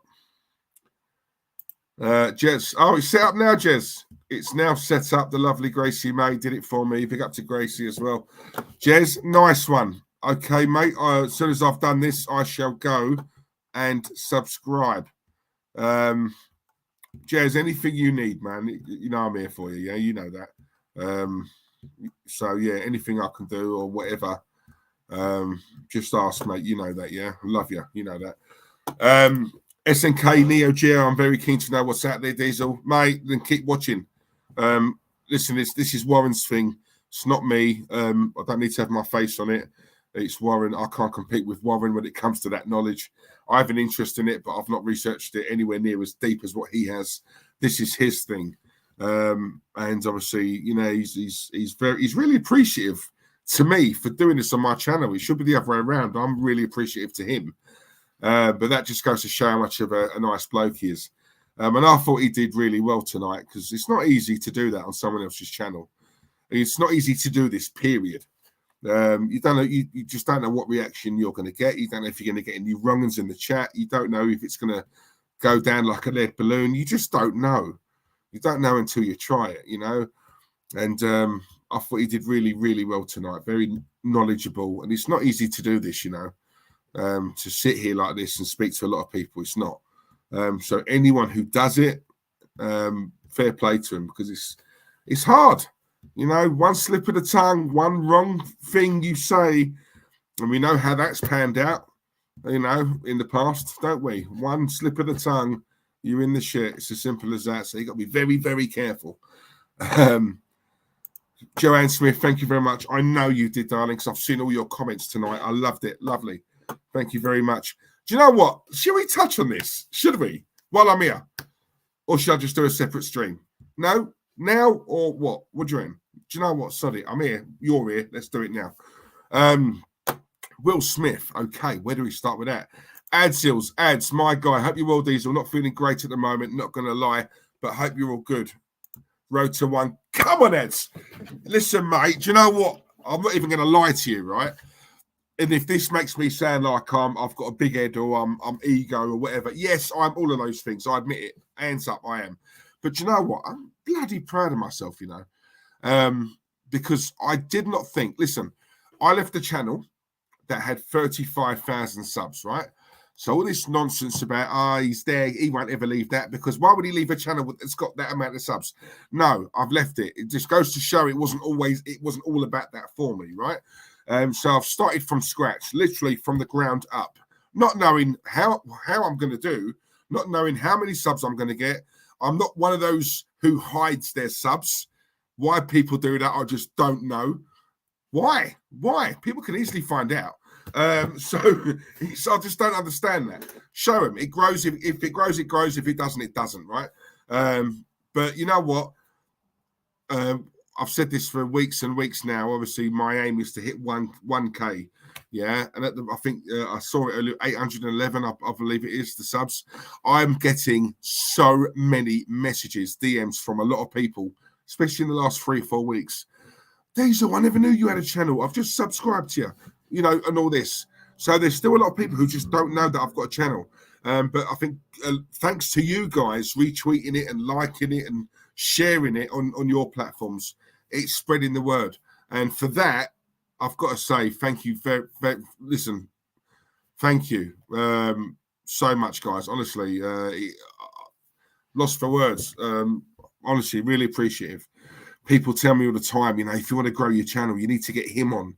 Try and get her on. Try and get him on. What about him? Try and get these guys on. Some of these guys I've asked, they don't get back to you. What I personally think they do is they probably type in Diesel Arsenal. He's only got, he can't help me. If I had a bigger channel, then, I suppose they look at it as, I'll get him on because he can get some of my subs, but because he's got a big channel, I can also get some of his. So really, we're helping each other out. I suppose when it's a smaller channel, see, again, this is what separated Claude from a lot of the other people out there. Claude didn't care about things like that, whereas a lot of people do. It's a numbers game, isn't it, unfortunately? But don't worry, because I will get to a stage where I'm going to be big enough for these people to start watching and taking notice. Yeah, and then, I guarantee you then, oh, hello, Diesel, you're all right. I'll start getting responses back, or I'll start getting messages. By then, it's too late. Simple as that. I don't forget things like this. I'm an elephant, guys. I do not forget those sort of things. Okay. It is what it is. I ask you guys to be on the show, not to grow my channel, because I genuinely like how you come across. Some of these guys I watch myself, and I like their point of view. I'd like them to come on and obviously have a debate with me, or not a debate, but just a chat or whatever. And some people, it's up to them. Listen, I'm not going to go on like I'm bitter because it doesn't really bother me. I'm doing okay on my own. That's fine. But obviously, it happens, guys. It is. The reason I bring this up is because so many of you guys always ask me, why don't you get him on? Why don't you get her on? Why don't you get him on? And it's honestly, guys, it's not as easy as that. I can assure you. It really isn't. It really isn't. And I'm not one to beg. I've never been a beggar. I never have. I never will. If they want to come on, great. Jez Collins, I can speak to Jez. One email, bang. Can you do this? I can't do Wednesday, Diesel, but I can do Thursday. So Jez, because I know he's a busy man, but he's given me a day off when he can do. And he's a lovely guy. He will come on. He's happy to help me out. He's happy to come on and converse with me. And obviously Warren there doing what he did. So yeah, people like that, I've got loads and loads of time for. Jimmy D, cheers lads, great stream, take care, see all you guys soon, thank you very much. Is it 8:30 now? Come on, Craig Malloy, big up, thank you very much. So many users on YouTube, it's embarrassing. Ads, I'm one of many, mate. I have so many, especially Arsenal channels. There's loads of them these days. There's enough. Ding dongs in the chat. Evening, Big D. Hope you are well, mate. I'm only well if you're well. So if you're well, I'm well. If you're good, I'm good. Yeah. If you're happy, I'm happy. Bless. So listen, very quickly, right? Will Smith and Jada. Let's touch on this, right? So this is my take on it, right? When I first saw it, I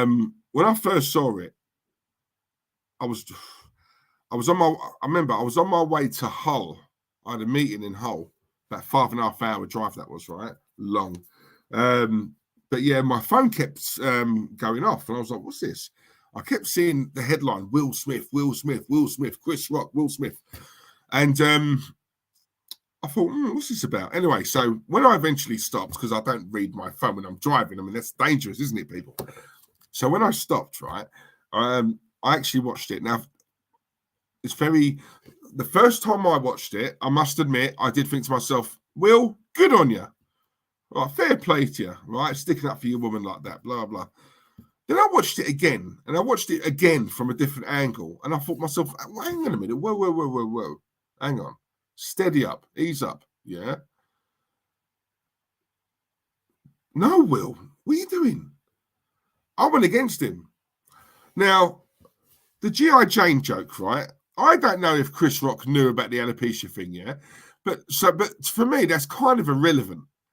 I don't think he said anything that bad, right? Now, the one thing I will say, you're a Hollywood star. You have to, you've got to take what comes with it, guys. Yeah? Do you know what I'm saying? Now, he didn't say anything that bad, in my opinion. The one thing I did see was Chris Rock said what he said. Will Smith was laughing. I know Jada rolled her eyes, but Will Smith was laughing. Then what I reckon's happened is She's seen him laughing, so she's giving him a look as if to say, are you going to stick up for me? Are you going to have that? Are you going to do something? You're my man. You're meant to be my man. Are you going to... If that was Tupac, he would have done something. He'd have killed him. What are you going to do, Will? Now, Will's obviously seen that look, and he's thought, oh, God, I've got to do something here. I've got to, otherwise... All right, so he's got up, and he's walked over. And at first, I thought he punched him, but it wasn't. It was a slap, wasn't it? So he slapped him, and then he's come back, right?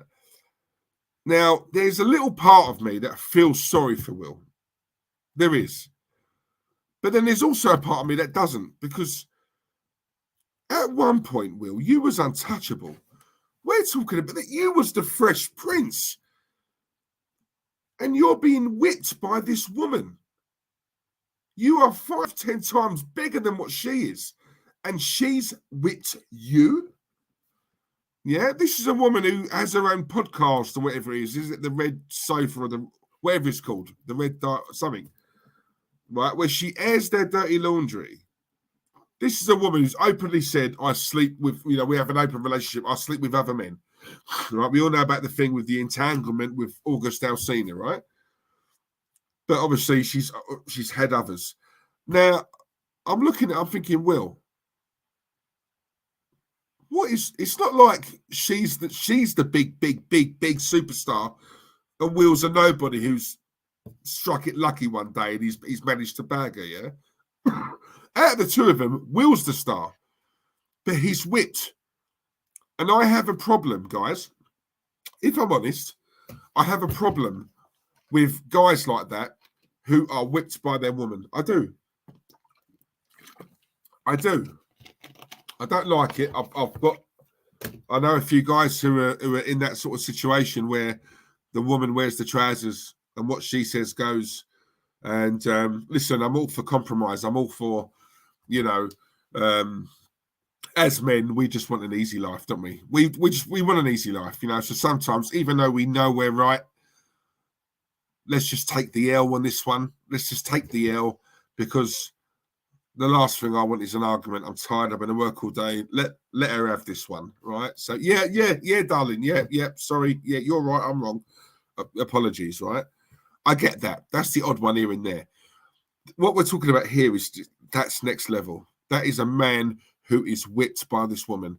That is a man who has been turned into a laughingstock by this woman, right? This woman does not have his back at all, right? The relationship for me is weird.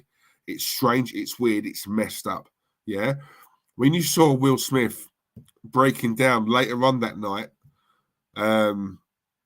for me, that's a man who's just in turmoil, right? That wasn't anything to do with Chris Rock, right? Will Smith has been on the ropes for a while, and that obviously more or less topped it off. I personally think he regretted what he did. He did it. He didn't want to do it. He done it because he was under orders from her. I think she's a cancer. I think she's poisonous. And listen, Jada Pinkett, looks-wise, I love the woman. I think she's absolutely stunning. Would I say no to it? Course not. Course not. All right? Christ. In there quick time, yeah? But that aside, she's no good for him, yeah? And me growing up, Will Smith, for me, at one point, was the man. He was the man. The man could have had his pick. Anyone he wanted. And you know what? I look at it and I think to myself, I look at you now, Will, to the Will I remember, and you're a shell of a man. And a lot of it is to do with this woman. And I saw you break down. He's going through it. I think Chris Rock deep down knows Will Smith has got problems. I think that's partly the reason why he's not come out. He's not going to make a joke of it, or he's not press charges or whatever. Because let's be honest, he was well within his rights to do, to do that. But I think even he knows that Will Smith is under it. He's under it, And from what I'm seeing and hearing and reading, no one's giving Will Smith a pass on this, by the way, because he's wrong. However, a lot of people are looking at Jada. They're looking at Jada. They're looking at her, because I saw after he slapped Chris Rock, I saw Jada laughing her head off. Laughing. She did not once get up and sort of say to Will, leave it. Don't worry about it, leave it. Right? She didn't try to stop him. She didn't try to sort of diffuse the situation. Yeah, she was loving it. That is what you call a narcissistic woman. That woman is no good. And Will Smith, if he knows what's right for him, he needs to chuck that woman now. He won't. We know he won't. He won't do that.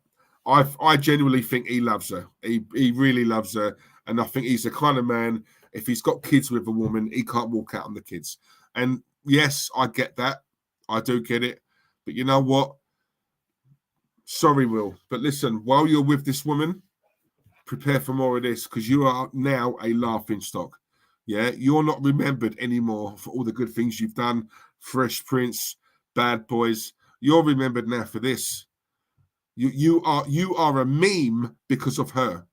Yeah, she's not respected you in the slightest by talking about your personal life. Yeah, I don't know what it is with this woman, but you know what? It's a shame, shame, because Will Smith is an absolute icon. And you look at him now and you just think, no, you know what? This woman, she's got her claws right into you. And you know what? For me, there's no escape. If he knew, if he had anything about him, he would walk away from this woman. Like today. He needs to leave. Needs to leave. I'm telling you now. But he won't. But listen, that's my take on it. I don't know what you guys think, but Diesel, I can't find Jez Collins' YouTube channel. Well, let's have a see. Oh, I haven't loaded it up yet, mate. I will be putting a teat one up after the show. Nice one, Jez. Yeah, listen, mate. I'll have a look for it now. I'll subscribe to it as well. And just a heads up, Chris Rock has something wrong with him where he can't read other people's emotions. And when I got told that was the case, that made sense. Okay. David Dundas, the Academy didn't kick him out, then gave him an Oscar and clapped him. Oscars are finished now. Arsenal, the history and more, but I will be uploading a test video after this show. Lovely. Do you know what? I've got to say, I thought Chris Rock handled that well, Seriously. You could tell he was in a state of shock after that happened. I thought he composed himself really well. I've got to say that. I thought he did. Bear in mind, when you think of what's just happened, a lot of people, do you know what? It's funny, right? Because a lot of people said, when I first saw it, I thought it was staged. I didn't think that. When I first watched it, I thought, that's real. That's real. That's not staged at all. That is real, right? But I thought Chris Rock handled it well. I've got to say that. Fair play. I thought he handled it well.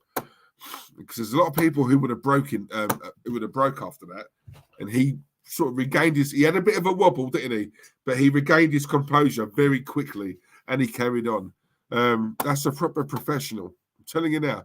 Ding dong, you're a top legend, Diesel. So are you, bruv. How are you, mate? You good? Lovely. Grant McRoberts, Will is my favourite actor of all time. Unfortunately, love does that to you. You can tell he loves her, but he doesn't know what to do. Yeah, do you know what? I agree with that. You can tell he loves her. He would not put up with all this nonsense if he didn't. And plus, he's got kids with her. And for me, I think Will's quite old school when it comes to that. I don't think he's the type to, like, when he gets married, for life means for life. I think Will's one of them.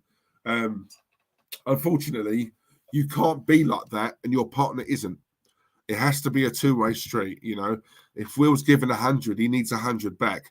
And for me personally, when I saw her laughing, when I saw her laughing after he'd slapped Chris Rock, not even looked horrified or tried to stop Will. She would have seen Will get up out of his seat and walk towards Chris Rock. She had plenty of time, right, to have got up herself and calmed him down and stopped him. She wanted him to do that, yeah? And his name is ruined as a result of that. And she's sitting there laughing. I'll tell you something now. If that was roles reversed, right, and that was a woman who'd got up and done that, and the husband was just sitting there laughing his head off, I personally think the husband would have got a hell of a lot more bad press than what Jada has. I really do. I really do. I think that's evil. I really do. I don't. She's a nasty woman. Nasty. You can tell. You can tell. And we loved Will, don't we? And I think that's what it is. No one really hates Will Smith. Everyone loves Will Smith. So I think a lot of people are sort of in his camp. Everyone's looking at her as if to say, what have you done to our Will? What have you done to him?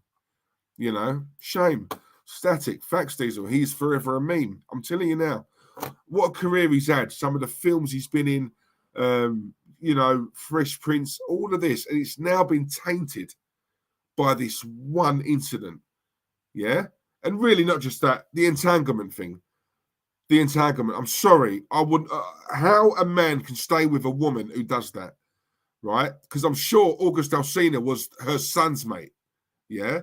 So she ended up sleeping with her son's friend.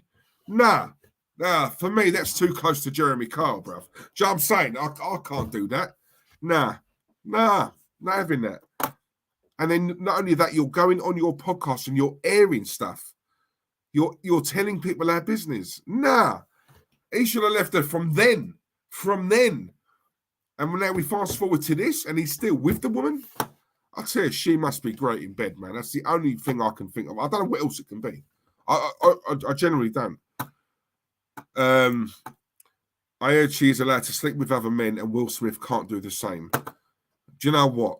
If that is true, and I've heard that as well, Craig, if that is the case, right, and that is true, yeah, then I don't respect Will Smith. I don't respect him. Do you know what? I know guys like this, right? As I said to you earlier on, who, not to this extent, obviously, but they're so under the thumb with their woman. And do you know what? All women I know, girls I know, right, they all say to me, do you know what? Yes, we like to win our battles, but we don't want a lapdog, you know, because when it really comes to the crunch, we like a man to be a man, you know, and when needed, puts his foot down and puts me in check. Do you know what I'm saying? Not a guy who, yes, darling, no, darling, 3 bags full, darling. I'm sorry, I've never understand this. To the day I die, I just do not understand any woman who is attracted by that. I don't get it. I don't understand it. I don't. You'd probably love that for about a month. This man doing anything you ask him to do. After a while, surely, like I don't get it. I don't get it. But who am I?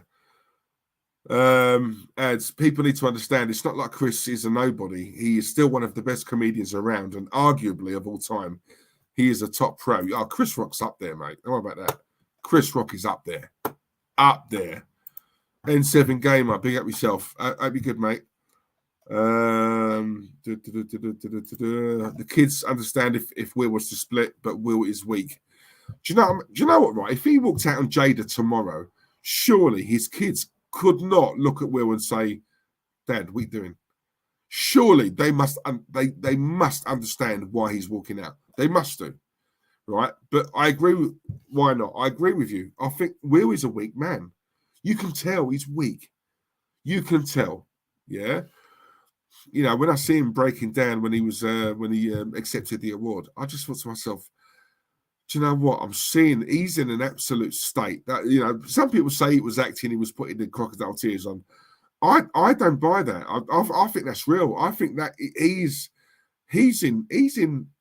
got issues, man. I do, and it's sad because I like Will Smith. I do like Will Smith. I've always liked him, but when I see him breaking down like that, I don't think that was fake. I think that is a man who has got some severe troubles.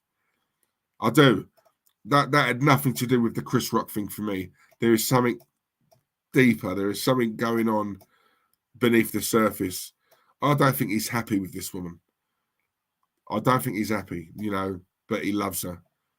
You know, if we're honest, we've all been there where, you know, we know deep down we're in a relationship. We know deep down it's not right. We know she's not the right one for us if you really deep it. But you know what? You see, love makes you do some crazy things, yeah? Crazy things, yeah? You know, you're with someone, you know deep down it's not right. You know you've got your problems, but you love this woman. You love this woman. And sometimes because you do, I look back to think, Christ, some of the girls I've been in love with, I've done certain things. And if I'd filmed it and watched it today, my behavior back then, I'd be watching it and I'd be in shock, thinking, oh my God, that is not me. I would never, ever do that normally. Why have I done that?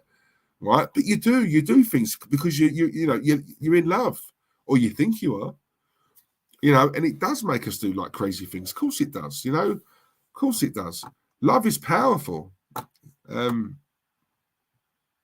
the most powerful emotion. Exactly, Diesel. Both partners, it must be 100% commitment, especially for relationships. Facts. If it's not both ways, then it won't work. It's as simple as that. Yeah, simple as that. Chris Rock did the politically correct thing because me, it would have been mate. I'm telling you now. There was a little part of me that thought, Chris, seriously, right? You can't have that. I'm watching it back. I mean, look, Chris Rock's not a fighter, is he? Like, he's not a swingers. Yeah, come to think of it, neither is Will Smith. But I think that's obviously where. When I first watched it, I did think to myself, Chris, are you having that? Swing back, the man. But then when when you watch it and again, you think, look, he can't really, can he? I think number one, he was in a state of shock, right? So obviously you don't know how to react. Number two, I like to think my natural instinct, if someone hits me like that or slaps me, my natural instinct is to that anger, and I respond, I hit back. But we have to understand, this is a man, he's a professional, and he's the host, right? I think it would have been a madness if Chris Rock had done something back. I think, if anything, he probably would have got worse. He'd got the worst of it, worse than Will or Jada. So I can see why he didn't. But I think when you first watch it, you think to yourself, don't let him mug you off like that, Chris. But I get why he didn't. I do get why he didn't. Got 37 likes. Hey, lovely. Can we get to 50 while I'm here? I really appreciate it. Tony Ibra. Big up yourself, Tony. How are you, mate? What's up, big sexy? I think he's talking about me, people. Hey, hope you're good, my guy. Come on, I'm always good, man. Lovely. I'm fine. Thank you very much. See, look, even Joanne Smith says it. Look, for a woman to woman, yeah, she's a controlling bitch who has cast a spell over him. Yeah. I'm telling you now, I don't get what it is with this woman. I don't get what it is. She's got him whipped hard. Will Smith is too nice of a guy. Maybe his mates should sit him down and say, get out. Do you know what, Grant? I reckon they already have. And that's the thing with Will. He genuinely does come. That's why I'm yet to come across someone who doesn't like Will Smith. Right? Everyone loves Will Smith, right? But I think the reason why it's not just the films he's done and the Fresh Prince and all that sort of stuff. It's because he does actually genuinely come across as a nice bloke. Guys like that, you can't hate them. You can't dislike them, really. You can, dislike their films or whatever, but you can't actually dislike them because, when I see him in interviews and he just comes across as a really nice bloke. He does. He's a laugh. You watch him and you think, I could so have a beer with him. We'd have a great night out. And you could just tell he's just a nice, warm guy. And I think people, because everyone loves him, everyone's very protective of someone like that. So when we see someone like that get with a woman who's just treating him like absolute dirt, she's getting the worst of it. Even this, he was the one who got up. He was the one who slapped Chris Rock. He was the one who sort of ordered him, keep my wife's name out of your mouth and stuff like that. But if you notice, she's getting the brunt of this. And rightly so. Rightly so. Because I'll tell you something now, she wanted him to do that. She did not attempt to stop him. His name is now Mud. She don't care.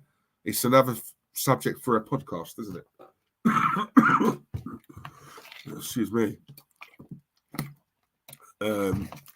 She's probably one of those ones that use the kids as a weapon and tell Will we can't see the kids.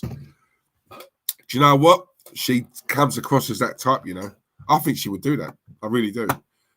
I think she would do that. She's one of them who always needs to have the upper hand.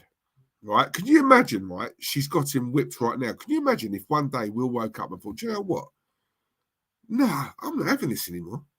Do you know what? Sod this, JD. I'm gone later. Can you imagine? the power just straight away would shift. Yeah, but she would use that as a weapon. I guarantee it. I genuinely believe that. AJ, please like the stream if you have not already. It really helps Diesel out, and he's not wrong. It does. Algorithms and stuff, the way it works on YouTube, it really does help. Thank you very much. Do you know what is funny, right? Sometimes I do a stream, an hour after I've ended it, I have every YouTuber does this, right? You look back all the time to say, oh, how many views did it get? Oh, did it do well? Did it? And I'll see like 240 views. And I think, oh, 240, Christ. Bear in mind, I've come from a channel where we used to get a load more than that. But I understand it's me. It's different now. You know, those are numbers I'll try and get to in the future. But for now, it's cool. But what I like about my streams, they're slow burners. An hour after I've done it, it'd be 240 views or whatever. Then when I check back 3 days later, it's 850, 900 views. It's mad. It's a slow burner, but you know, it's good to know that obviously people are watching it. It's good to see a lot of people messaging me, telling me that they've stumbled, you know, across the channel. They didn't realise. I mean, you have to understand, you know, Claude and the Bandsters, at one point we had 35,000 subs, you know, so you can imagine that's a hell of a lot of people. So I think to have messages now from a lot of people, especially in the last 3 weeks, it's mad. I've had loads come across your channel. I wasn't aware you had a channel. Oh my God, how have I not known about this? And obviously they're subbing. So the channel's growing. We're getting very, very close to that 1,000. So guys, thank you very, very much. Honestly, I knew I'd hit it, if I'm honest with you, or get close to it. I didn't realise that I would get close to it this quickly. So thank you. Much appreciated. Nino, we've got Nino in the chat. Evening Diesel. Thoughts. Here we go. I should really read these comments before I put them up. But since you asked, Nino, Evening Diesel. Thoughts on the aftv actor blaming clubs loaning players now? Bloke's a clown. Listen, I've said it once, I've said it before. I think I was the first one to call him this. He's an actor. He's not genuine. I'm telling you that he's not. He's not. I've watched a few of his clips, a few of his fan cams, and I'm telling you now, he must be an. I don't know what else he can be. Some of the things I've heard him say, he's got to be having a joke. Because, you know, Arteta's the best manager ever. You know, things like that. I've heard him say this. I know he denied it, saying that. But no, you said it. I've seen it. I've watched it. You did say that. And some of the things he's come out with, for me, I think he's an actor. I'm sure he's a nice guy. I'm sure he's a nice bloke. I'm not, you know, cussing him or anything like that. But I genuinely think there is something going on there.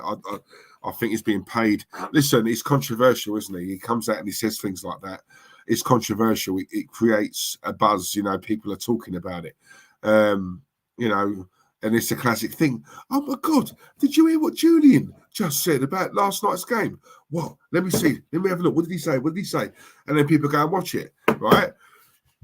They don't care that I'm sitting here right now on this stream saying all this about him. They couldn't care less. As long as people are tuning in and watching him, that's all that matters. It's all about the views.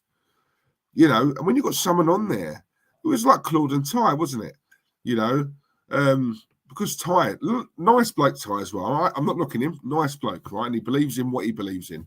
Now, that is genuine, right? But because he says things that are so far out there, you know, people are automatically drawn to, you know, going onto their phones or onto, you know, the laptops and going to watch his fan cam because they're outraged by what he's just said. It creates a stir, doesn't it? It's controversy. That's all it is. And as long as people are clicking and watching and watching him, you know, the views are going up. And to be honest, it's a numbers game. It is a numbers game, you know, especially with a lot of these bigger channels. It's all about numbers because don't forget they pay out. You know, as people who work on that channel, you know, they get salaries. You know, they get wages. You know, that channel has to make money. So I kind of get it. I do get it, but in terms of what he's saying, nah, I'm not buying it. I'm not buying it. You know, we're only seeing this guy now. I think he's an actor. I genuinely do. Diesel just said, can he come on your channel? When? Did he? Let's have a look. Did I miss that? Oh, blimey. Jez, are you still here? Oh, sorry, that was 9:07. Let me know if you're still here, mate. If you are.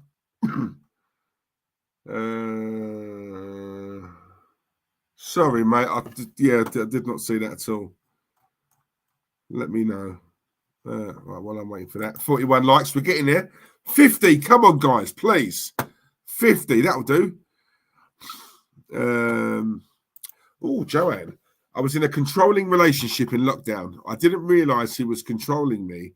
I ended up being off work. Anxiety got worse. Depression. He sponged off me. Bastard he was. Do you know what? There's a term for that, isn't there? You're still here. Lovely. Okay. Let me do this now. Joanne, there's a term for that. I'm trying to think of what it's called. When they do it, but you don't realise they're doing it. It'll come to me. It'll come to me. But yeah, listen, I know plenty of girls who have. Joe, it's funny, right? It's funny you say that. Every girl I seem to meet has had an issue like that. And then they meet me, and I'm such a lovely guy that they don't realise they struck gold. No, I'm joking. No, but no, it's common though. It is common. It's, all joking aside, that is common. Why am I doing Twitter? You're not on Twitter, Jez, are you? Hang on. How do I do this? Give me 2 secs, guys. Hang on. Let me do this. I am getting better with the old technology, guys. Hope you're impressed. Here we are. Right, okay. Let's see. What do I do?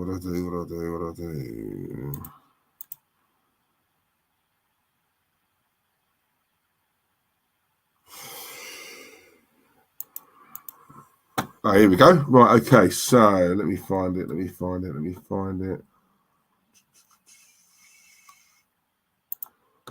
Okay.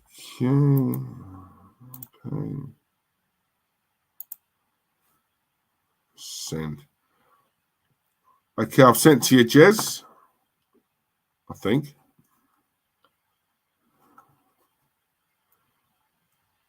Yeah, check your Insta, mate.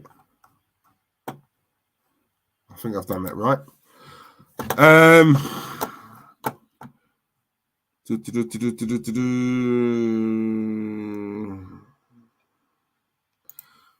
Wonder how the Williams family are feeling. The film has sort of been tarnished with the Will Smith slap. Do you know what annoys me, right? Is that I'm sure someone said to me, I might have got this wrong. It's the first Oscar a black actor has won. Am I right in saying that? I'm sure I heard someone. It's the first time something, right? And it's been tarnished. It's sort of taking it away. It's taken the gloss off, isn't it? Because I want to see that film. I've heard it's really good, and I'm a fan of the Williams sisters, and I love watching things like that. Here we go. Right, guys, be amazed. I have a legend, an actual legend on the channel. There you go. Look, there he is. Hi, Hi. How are you, my man? All good. Yeah, I just thought, I've been watching your show, man. Brilliant. Warren, what a top guy that man is. Seriously, honestly. And I have to put a massive shout out to Gracie May. I've been talking about, people have been shouting at me for a year, 9 months about doing my own show. So I thought, sod it, I'll give it a go. So bless her, she set it up for me tonight. So a little bit later, I'm going to drop a test video. It's going to be called Arsenal, the History and More. Because I thought, well, nobody does that. And I thought, well, maybe it's a chance to educate some of the fanboys out there. Probably get loads of hate, but I don't care. I'm going to give it a go, see what happens. It won't just be about Arsenal. So I'm going to get at some point you on Diesel. Nice one. Thanks, mate. And Kenny, Lee, Del Boy, Gracie. And I'm going to get on, well, some of my old Arsenal mates from where I grew up. They've said they'll come and show their faces. Whether they do, I don't know. Saying and doing, just saying and doing. But if they do come on, it'd be great. We can talk about some of our excursions to games, away, home, some of our experiences over 53 years, and some of the great times we've seen and some of the bad times we've seen. And yeah, we saw a bad one last night, didn't we? Oh, yes. So, yeah, it'll be fun. It'll be fun. I'm not saying I'm going to upload every day because I do have a job. But exactly, mate. That's what I'm saying. That's where I struggle. You know what I mean? But,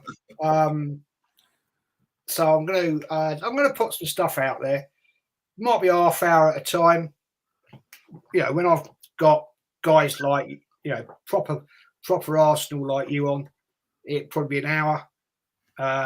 Yeah. And Kenny, Lee, and others, the lovely young Gracie, and all that. So it'd be fun. It's an experience. I'm still trying to get my head around it because basically Gracie's guided me through it. And I've got this bloody I've got a computer here which I'm totally au fait with. Yeah. But my iMac I got, I don't know, 9 months ago. I'm still getting my head around the damn thing because it's a totally different thing to setting up on there to there. Yeah, but yeah. The beauty of the iMac is everything's built in, whereas my desktop computer, I've never ever managed to get the camera to link up with what's going on. Right. It buffers, and so I binned it. So because I was going on Lee's channel quite a lot, and then subsequently your channel, and Northside London and blah blah, and other channels, it makes it so easy because it's all based and linked in one thing. So I'm gonna have to battle through it, but I have to say, Gracie, you're an absolute star. I don't know if she's watching. I don't think she is, but she did it in like 10 minutes, like that. It took me 2 weeks. Mate, I downloaded on YouTube this thing, how to set a YouTube channel up, and I was like, because I already had a Gmail account, and it was saying, "Oh, you need to set up a Gmail account." Well, I couldn't work out how to do it. Yeah. So I said to Grace, I was on a show earlier, and she said, "Look, Jez, off screen." She said, "Look, if you need any help, let me tell you how to do it." So I said, "Are you about tomorrow?" And she went, "Yeah, no worries." And I said, "All right, lovely." And she said, "Look, actually, do you want me to do it for you?" And I said, "Oh, okay, thank you." And she literally 10 minutes, she texts me back on Insta. "Oh, this is your username. This is your password. Just go in and do this and you'll see it." So that's nice of her. That's nice of her. People have asked for the link, and I said, "Actually, I don't know how to do that yet." Yeah. You'll pick it up, Jez, I can assure you. Do you know what? It's nice. I've never spoken to Gracie. I've seen her on a couple of channels and that. She comes across really knowledgeable as well. She's brilliant. She's absolutely not just knowledgeable, but she comes across like a nice girl. Do you know what I mean? So, as much as I go on all the time on here about wrongins and this, that, the other, sometimes we need to mention on the flip side, there's also, I've met some lovely people doing this. I've got to say that. Hand on heart, I've got to say that. So you being one of them, Jez, so listen, like I said to you earlier on, anything you need, not that I know it all, but anything at all, mate, I'm here as much as a lot of the others are. Appreciate that, man. Appreciate that. I've only got to ask, that. It's people like you are the real ones. And all the guys here in the chat, Joanne and everything. They're the proper people because they show their love for people like you and other channel hosts, and they come in and they generally like to listen to what you're saying, your content, and the fact that they don't talk bollocks. Like, unfortunately, Lee's channel, we all know Kenny and I do get quite a bit of abuse sometimes. Although, funny enough, last night we didn't have one. Now, why was that? Probably because they suddenly all go back into their little dark rooms and get under their duvets and do whatever they want to do because Arsenal lost and they've got nothing to say. Because the real ones, like you, me, everyone in the chat, actually know the story and can see the frailties of what Arteta is doing at Arsenal, and so they have to shut their gobs. But if we win against Brighton, all of a sudden it'll be, Arsenal brilliant, Arteta in, fantastic. But get it right, people. And I'm not talking about guys in the chat here, obviously, but all the little idiots that like to contact me on Insta or try to contact me on Insta, and then come in and give their disrespect on Lee's channel, you're arseholes. Because if you can't see what's coming, then it is actually sad. Because last night proved it. We've got a bloody awful bench. We've got a terribly, terribly weakened squad because this manager allowed or got rid of, I will say, our best striker because they obviously fell out of each other.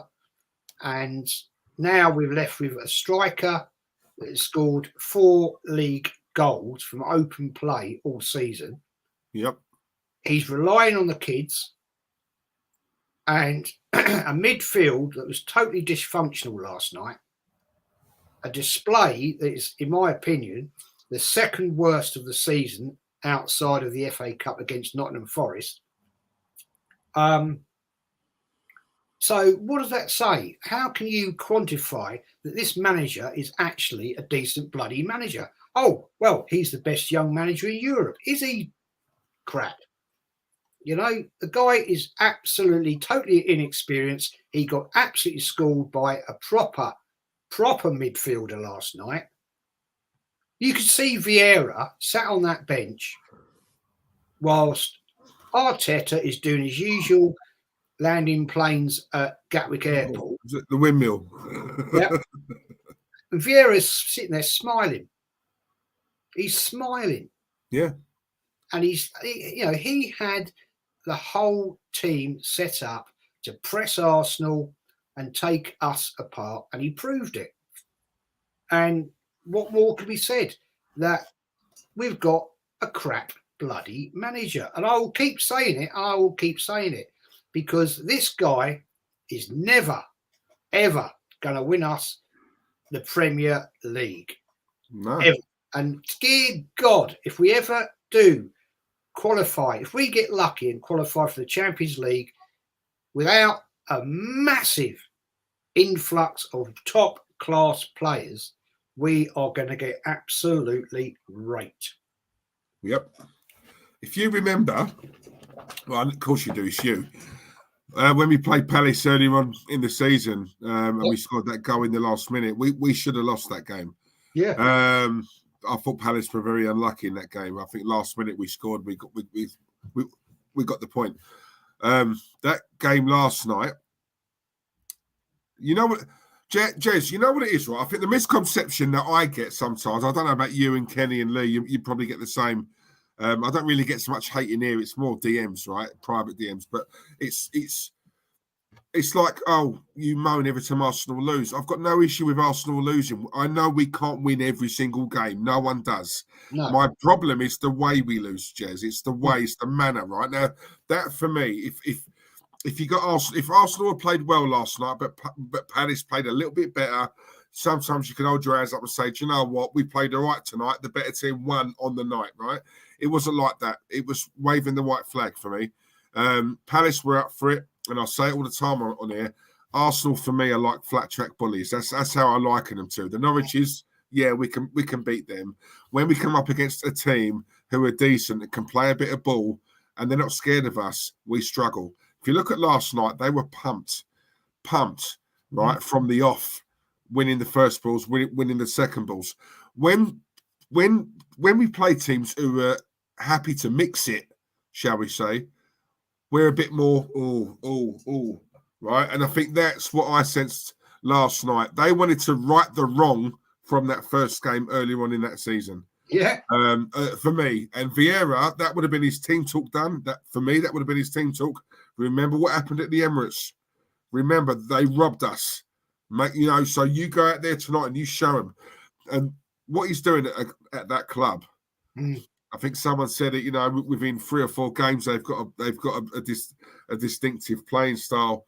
They know what they're doing. And let's be honest, Jez, if you compare squads, you're taking Arsenal's over Palace's. If we're being honest, on paper, you're taking Arsenal's squad. So for me, there's no excuse for last night. Yeah, I totally agree. No excuse. Totally agree.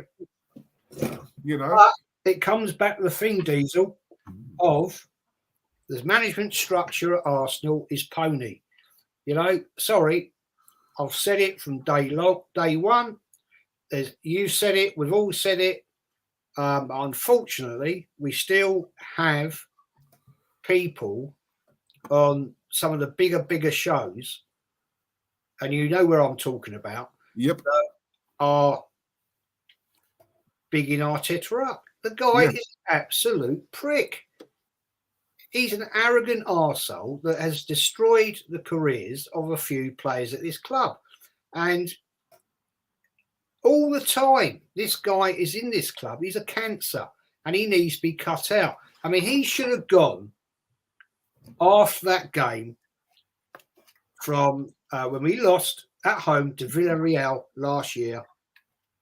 And Unai Emery, the guy that we binned, who is 20 times the manager that this guy is, just walked away. Didn't do anything, walked away, was smart, was dignified, let his players celebrate and walk down the tunnel. Now, Arteta is not 1/10 of a manager that man is. Right, okay, and everybody comes out with the classic, but he won the FA Cup. He fluked the fucking FA Cup. If it hadn't have been for Sheffield United having 2 goals disallowed, we wouldn't have got there. Yeah. So let's get it right, people. I speak from the hip, and I get abused for it, but that's fine. I don't give I don't give exactly. Who are they though, Jez? Because the people who abuse you, would they do it to you in the street? No. That's my argument. That's what I say. It's okay to hide behind your laptop and write a little something to me, but I know if our paths crossed, I wouldn't be getting the same reaction from you as what I'm getting now. They'd be, "Oh, you right, Diesel? How are you, mate? You all right?" All that rubbish. Yeah. I see through that, Jez. These are kids. I don't think they're adults our age. I think they're young kids. You'll notice I always get a bit more when it's half term. That sort of tells me that they're kids. As for the Emery thing, I said the same as you. When you sack a manager and you bring in, your next manager, the point of doing that is because if you sack someone, Jez, it's like if I've got a girlfriend and I dump her. I'm dumping her because she's no good. Yeah? That's what you do with rubbish. You throw it away, right? Now, Arsenal looked at Emery as he's no good. All right? So they sacked him. They bring in this manager now. Yeah? This manager who you bring in is meant to be better than the one you binned. Right? Now, Arteta got schooled by Emery, not once, but twice. And Emery, I respect him massively. And I said this at the time because he didn't revel in it. I would have. By the way, I would have. I held my hands up. Right? He didn't. He took it. He was class. He was dignified. And he just went down the tunnel. And I really like that. And when you compare the squads, they had no right to beat us, really, when you look at the difference in quality. But as I keep saying, it's not about technical ability. A lot of it, give me a player who's not as good technically, Jez, but is a workhorse. As long as I've got that work ethic, Jez, the rest I can work with. I've got a base. Some of these players in those two semi-finals, they didn't want it, Jez. They didn't want it. Emery scored the man who had come in to replace him. How do you work that one out? And that is when Arteta should have gone. Exactly. He should have gone. And exactly. And look what he has done to the squad. We've now got a paper-thin bench. When in a game that we needed somebody who could score goals, Martinelli's on the bench. Odd. Yeah. He plays Lacazette or Lacazette, who's done shit for all season, really. Let's be fair. Awful. Now, whatever that's about, and now we all know players can lose confidence. We've seen it. I remember one season with Henry. He was bloody awful. Happens with strikers. We know that. We've seen it over the years. So, you can't. Yeah, Lacazette this year has been absolutely pony. And we have now got to go into a game on Saturday where we need those 3 points if we're going to get the top 4 spot. And everybody's shouting, oh, well, yeah, but we've got a game in hand. Yeah, it's bloody Chelsea away, man. Yeah, that is not an easy game. And, oh, well, Brentford beat them. It's a glitch. It's a glitch. Let's remember last season, West Brom beat Chelsea at home. I think it was 5-1, something like that. But, oh, hello. Nobody mentioned that when they went on to win the Champions League. You know? Exactly. That's what I'm saying. It's just, I saw that last night, Jez, and I just thought to myself, do you know what? It's the Arsenal of old. You know, we and I think a lot of the fans, if Arsenal, we've been on a bit of a run, you win 4 or 5 games on the bounce. Yeah, that's all great, but it's just papering over the cracks. It's similar to what you know what it is?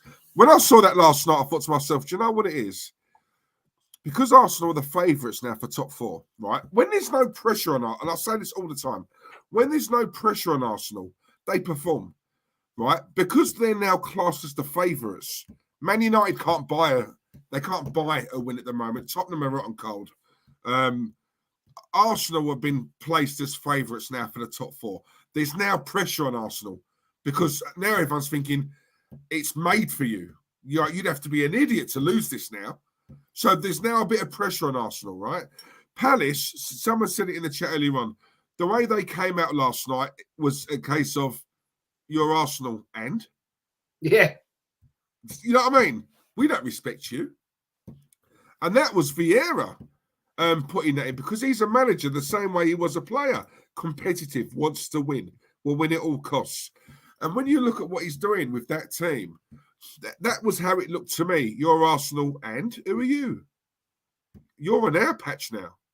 It's as simple as that. We're going to right the wrong of what happened at your place at the Emirates early on in the season. And when the going gets tough, some of these players just don't get going. They hide. It's a classic Arsenal, Jez. That's why myself, you, Kenny, Lee, that's why we always stick to what we're trying to say, because 5-6 wins on the bounce don't fool us. There is always a performance like this with this Arsenal team. There is, when you look at, it took ages to try and get Partey off. You could tell early doors he weren't fit. Then obviously he puts Tavares in. Then he puts Xhaka at left back. The guy don't know what he's doing. No. He don't. I'm sorry. You're talking about a new contract for this guy. And you're talking about Lacazette, signing him up to 250 grand a week. 4 goals all season. Nah, I'm sorry. No. What do you want as a fan? What do you want? Well, I think, it's all the chickens, mate, are coming home to roost here, because everybody's been bigging it up since about beginning of December. Arteta this, Arteta that. And I'll go with it that a lot of these are little kids who don't know any better. But it's a sad fact that this is what the fan base has become, because, you know, delusion and being led by some bigger channels that purport this absolute crap. I mean, I watched, I don't watch them often, but I was bored earlier on today. So I watched some of the interviews on aftv, and some of the stuff spouted on there, blaming one guy, blaming Chelsea putting players out on loan. What the hell has that got to do with the problems of Arsenal? Oh, it's because Gallagher is on loan from Chelsea. Well, okay, fair enough. He's on loan. So, and then that character then says to put out one of our players on loan. So where's the balance, mate? Where's the bloody balance? You know, you're saying that Tavares isn't good enough. I'll put him out on loan so he gets better. Oh, but then you're moaning that we're playing Crystal Palace with a Chelsea player on loan. What you know? Where's the sense? Yeah, I think that's what you know, when we talk about this fan base, Jez, and we talk about it's done, you know, and I think a lot of it, I'm not putting the sole blame on these bigger channels, but if you was to ask me, do they play a big part? I'd have to say yes, because it's one thing if just say I was like that. Right, no one would really sort of take too much notice because obviously the size of the channel isn't great. But a channel of that size, and there's kids watching it, and let's be honest, kids are very impressionable, right? So they probably they hang on that person's every last word, right? And that then creates, so you know, like when you're a kid, you're watching someone, you know, you've like, oh my god. Not like they're famous. They're not, but as kids, you're like, oh my god, that's what's his name from YouTube. Oh my god. Right? When they have an affinity with a certain someone on those channels, whatever that guy says, the kids say. Yeah. So whatever he says, the kids believe. And then they tell their friends they believe, and then they believe. Well, and we get it as kids. You know, we all do, right? We all do. But I think that my issue is with these channels is because controversy sells. Right, so they're not saying their true opinion, because I've said it on here. Some of these guys I've spoken to off camera, and they are just as adamant as what we are, me and you and Kenny. But when that camera starts rolling, they do a complete 360. That I can't respect. I can't. No, because you're cheating people now. I can't respect. Where was that conversation that me and you had last week, where you're pretty much saying the same as what I am? But you see, when that camera starts rolling, Jez, they know they'll get more views if they are for Arteta, for the project, for the process. When the camera's off and you're having a pint with them in the pub, can't stand this manager, he's shit, this, that, the other. You know, and I'm thinking, so what's your agenda then? Like what? So it's not about the club anymore. It's about numbers, views, subs, likes, retweets, clicks, this, that. And that's where it falls down for me. That's where it falls down. It does, actually. And Diesel, mate, you're totally 100% correct. Yeah. You can tell how it works when, as I said earlier, last night after we got stuffed 3-0 by Crystal Palace, that in the fan cams, I've watched Lee's, Kenny's, mine's, Brandon's. Yeah. Normally, if there's a win, if it's an Arsenal win, we're haters because Arsenal have won. We don't want Arsenal to win. And I've often replied to these people, and I said, look, mate, as a lifelong Arsenal fan, I always want my team to win. I'm just saying it as it is, that I don't think this manager is good enough. He's not good enough to take us where I want to see Arsenal. So, but no, you profit off a loss. Well, I'm not profiting off anything. Yeah, exactly. No money out of it. You know what I mean? I'm not earning anything. I just want to see my team win. And people say, "Oh, you can't expect them to win every game." Yeah, I know that's not always possible. We did it once a long time ago, but we've lost 9 games now, right? And we're 5 goals off beating our goal loss of goals from last season. And yet Arteta apparently has improved the defence. Yeah. And we've got 9 games to go with the teams we've got to play. You know, Brighton at home, I think we'll win that 2-0 personally. Yeah, I do. Yeah. Chelsea away, Man United at home, that can always be a dodgy day out. We've got to go down to Tottenham. We ain't done that well there for a few years. West Ham away, Southampton away. That's always a banana skin down there. You know, years ago, I can remember going to Southampton years ago and we'd spank them up all day long. As you quite correctly say. Oh, it's Arsenal this week. It used to be, and it was for many, many years. Oh, shit, we got bloody Arsenal this week. Oh, yeah. Bloody hell. Yeah. You know? I mean, how many times, Jez, have you heard me say on here years ago, games were won in the tunnel before the players entered the pitch? You know, it was a case of, oh God, look, lads, we've got Arsenal. Look, let's just try and get the score down. Yeah, you know. Whereas us, the flip side to that, we go into certain games and thinking, yeah, it's a 3 points. Yeah, it's a 3 points. Anyway, who we got next week? So we've got who? Southampton. Yeah, it's 3 points. Yeah, forget them. Who we got next? Southampton. Yeah. That's done. That's done already. That's done. Who we got next? That's how it was. Now, it's like, you know, last night was a classic, you know, example. People are going to think, oh, look, you know, you guys are probably happy now because Arsenal have lost. No, we've stuck to the same narrative.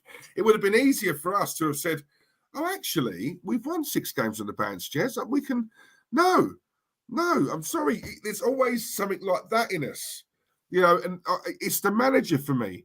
Yeah. Someone said to me, right, that one of their goals when Zaha went through, yeah. So, you know, someone should have taken one for the team. Do you know if Guendouzi was playing for us last night, he would have done that, you know. You know, it's. I look at a Guendouzi and I think you've got Xhaka in the team. This is a player you've begged to stay, by the way, because Xhaka wants to go. Yeah, he wants to go. Nketiah, you're trying to sign Nketiah up to a contract. He wants to go, and yet he's done nothing for us. But you want him to stay. I don't understand that. And yet you've got Guendouzi, who is miles above Xhaka, in my opinion. Yeah, over there, Saliba is miles above Ben White, in my opinion. I've wanted to see Saliba and Gabriel together for ages, you know, and it's again, Ramsdale, man of the again, like, oh my God, you know, he's probably the most man of the matches this season for us, Jess. Yeah, well, no one touches him this season. I say last night when I did the fan cam, and Lee said to me, you know, at the start of it, who's your man of the match? I said, well, once again, the only player I can give man of the match to is Ramsdale. All right, he let in 3 goals, but at least he tried. And all right, his distribution last night wasn't brilliant, but who else could you give it to? Because nobody else actually turned up. Yeah. It was shocking. And I think probably in the fan cams I've done on Lee's show this year, I think I've probably given Ramsdale man of the match 6, 7 times. Yeah. And that's bloody awful when you're giving him, you're giving your goalkeeper man of the match. Yeah. Now, you know, back in the days, as years ago, me and 3 mates used to do it down the pub. We used to meet up after the game and say, right, put your player ratings down. And if it was, I don't know, let's just say Layman, out of argument's sake, Layman. And we'd say, oh, yeah, Layman, yeah. He did right. He did right day. Didn't do a lot. Didn't have a lot to do. Give him a 6. And then you go through the team. And it was often a midfielder or a striker. who'd get man of the match. Yeah. I can't honestly say many times this season.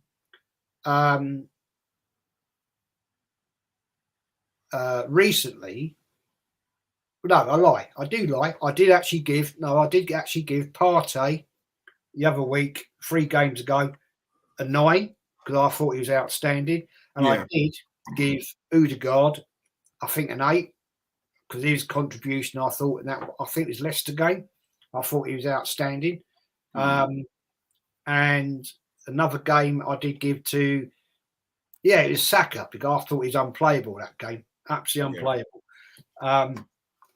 But I can honestly say, given a goalkeeper this season, in my book, probably 8 man of the matches, that's a pretty poor testament, isn't it? Yeah, I think so. Yeah, of course it is. There was a stage where I think David De Gea was getting man of the match every single week for Man United, and it's like it's happening to us now. But yeah, listen, a lot of people are going to say, it was just a blip last night or whatever. But for me, the same the Frouties are still there, Jez. I don't know if it's a case of, because I do think Arsenal are a very arrogant team. I do. I've always said that. They're very arrogant. Sometimes, it's only Palace. All we got to do is turn up, lads. We're going to walk it. And sometimes I think when you win 5-6 games on the trot, Arsenal have a tendency to get hit by a short, sharp shock, because I do think there is an arrogance. When you look at a Man City or a Liverpool, irrespective of who they're playing that week, they're pumped up regardless, right? They treat it properly. Arsenal have a tendency to think they can walk on water sometimes, and I think last night there was a little bit of that. I think arrogance crept in, but also, I'll say it again. It's no one's scared of us, Jess. No one's scared of us. In Palace, especially yesterday, they wanted it more. So when we talk about we expect Arsenal to win every game, no, we don't. I can understand, obviously, and I accept we will lose games along the way. What I won't accept is teams beating us and not even have to get out of second gear to beat us. I thought Palace were brilliant last night. They dominated from start to finish, in my opinion, even though we've got the better players. But they wanted it more. It's not always about technical ability and skill and flair and all this. No, what I look for is work rate, work ethic. Yeah, are you willing to, get your, do you know what I mean, leave it all out on the pitch?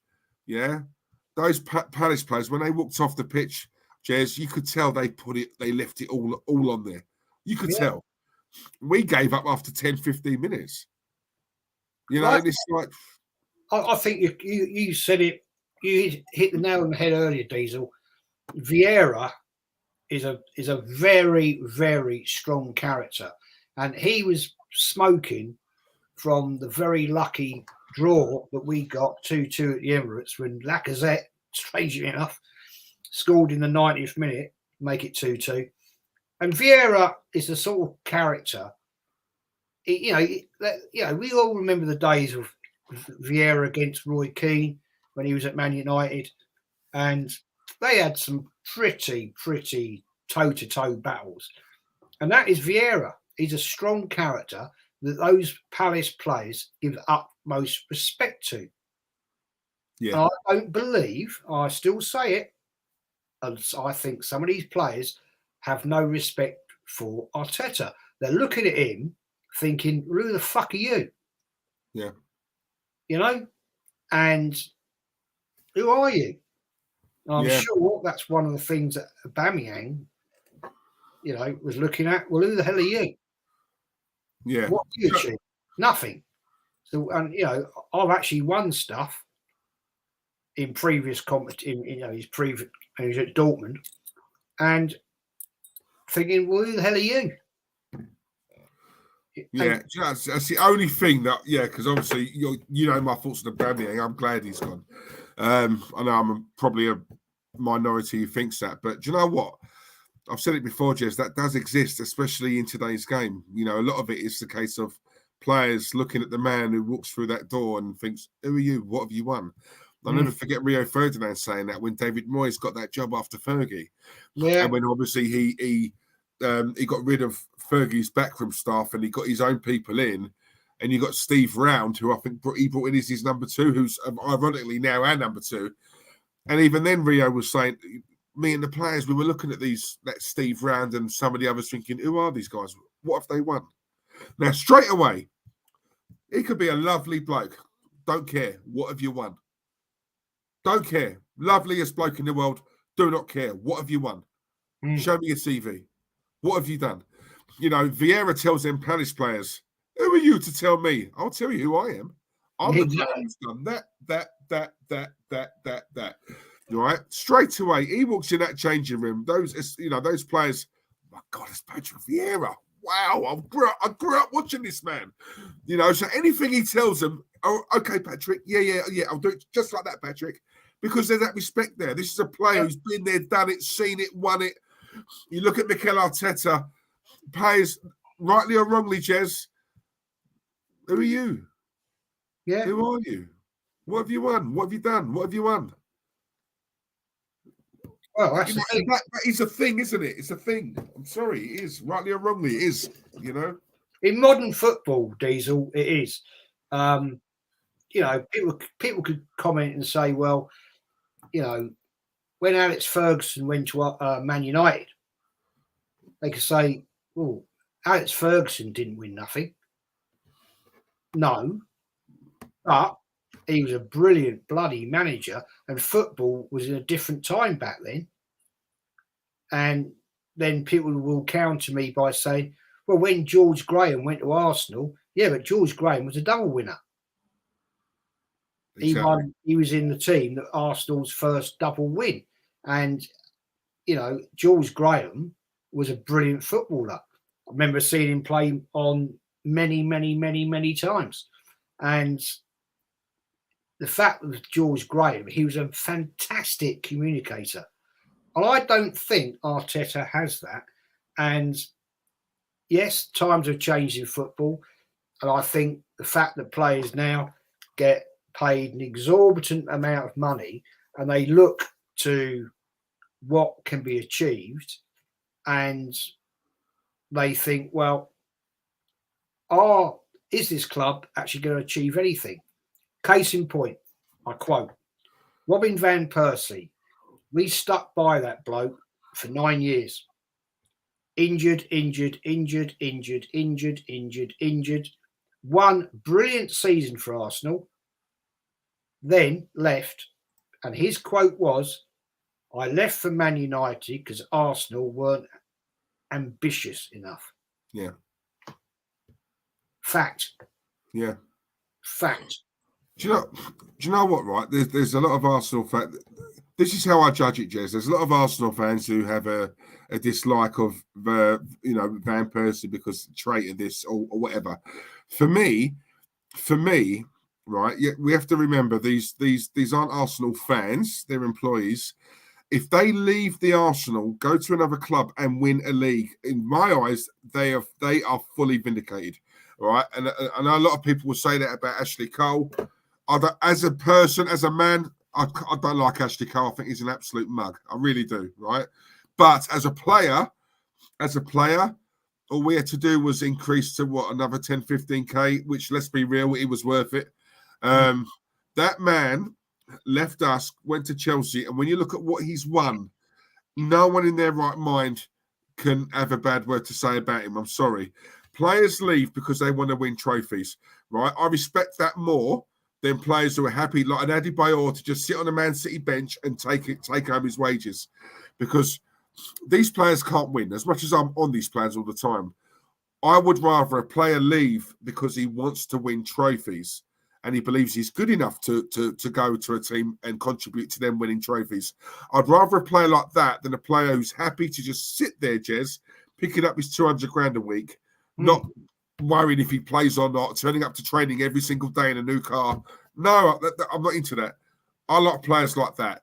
Van Persie said it. Vlahovic, in the transfer window, I went to Juve because I can see ambition there. That was his way of saying I can't see nothing at the Arsenal. So all these things, 2 + 2, Jez, you know what I'm saying? It's Yeah. you know, these are all examples of how players look at us now. Because I'll tell you something now, for the youngsters watching this, years ago, players would have walked on hot coals to join a club like the Arsenal. Let me tell you that now. Let me tell you that now. Now we can't even attract average players. It was never like that. I'm just going to ask Joanne there. Joanne says, Jez, how much were players paid when you were a teenager? Well, I can tell you that when we signed Brian Talbot from Ipswich Town after the season after they beat us 1-0 in the 77-8 Cup final, he was on a yearly salary of £55,000 a year.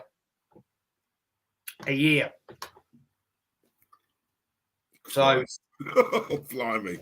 There you go. That's that's the difference. What players get now, £55,000 a year. Now let's get it right. That sort of money back then was big bucks. Yeah, that was big money. That's probably what, 5 million a year now. I'm guessing something like that. Yeah. £55,000 a year he was getting when he signed. And the problem is, once Sky Sports got hold of football and the Premier League, that's when it all went tits up. Now, I'm not going to go down that road because it is what it is. But TV revenue, all this, all that. Agents came into the game, and it wasn't down anymore to a manager ringing up another manager and saying, right, I want to buy your player, and we'll come and talk to you. And it wasn't going by private jet. It was like, going by bloody train or whatever. And they'd say, right, we're going to buy your player. How much do you want? And they'd say, we want 150,000, 200,000. They'd say, well, we'll give you 180,000 and we'll give you this. And that job was done. Now we've got agents, we've got this, we've got that, we've got add-on bonuses, goal bonuses, la, la, la, la, la. And the costs go through the bloody roof. And it's, to my point, is that this has destroyed this beautiful game, because there was times when players came to play for the badge. They wanted to come to Arsenal. They wanted to go to Man City. They wanted to go Man United. They wanted to go to Liverpool, Millwall, West Ham, where at Stoke City, doesn't matter. Where you had players that would have given their lives to play for their club. Yeah, that's gone. That's gone. And as I 2 years ago, I educated Lee on this one. A certain manager, Bertie Mee, when he went into Arsenal in '67, I think it was, he set up a standard that any new incoming Arsenal player had to sit a 30-question quiz on Arsenal Football Club. They had I didn't know that. They had to answer a 30-question quiz on Arsenal Football Club, and they would be told that they would have to sit that. So that meant that player had to go away and research the club, because he wanted people to come to the club that honoured the club. And that's when Arsenal had standards and they had respect. We haven't got standards and we got no respect anymore. No. Because Arsenal were always known as the gentleman club. Right? Herbert Chapman set the standards in 1927. And that's gone. That is absolutely totally gone. And we'll never get that back. No, never. Never get it back. But then, you'll never get... So I have this debate all the time with people, when they say, who's your favourite all-time manager? I've always said George Graham. And then people are like, what? More than Arsene Wenger? I'm like, yeah. Because George, he was an old school manager. I've met George. I was in awe of the man, Jez. He was when, even to this day now, when you talk to, past players, and the way they talk about George, you know, the respect. I mean, I've heard Kevin Campbell, Wrighty, all of them, you know, Paul Davis, you know, loads of them. The way they talk about George, if we did this, oh no, you know, question, you know, did you boys ever do, you know, get up to noughties? Did you ever do this? Yeah, we done things, but there was a line.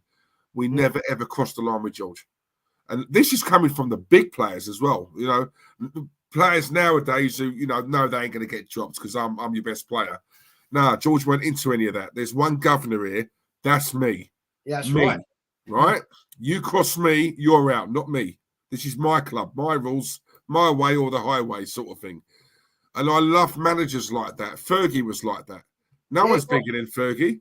No one's bigger than George Graham. You know, and I know them days have gone in modern football now and it's evolved and stuff like that.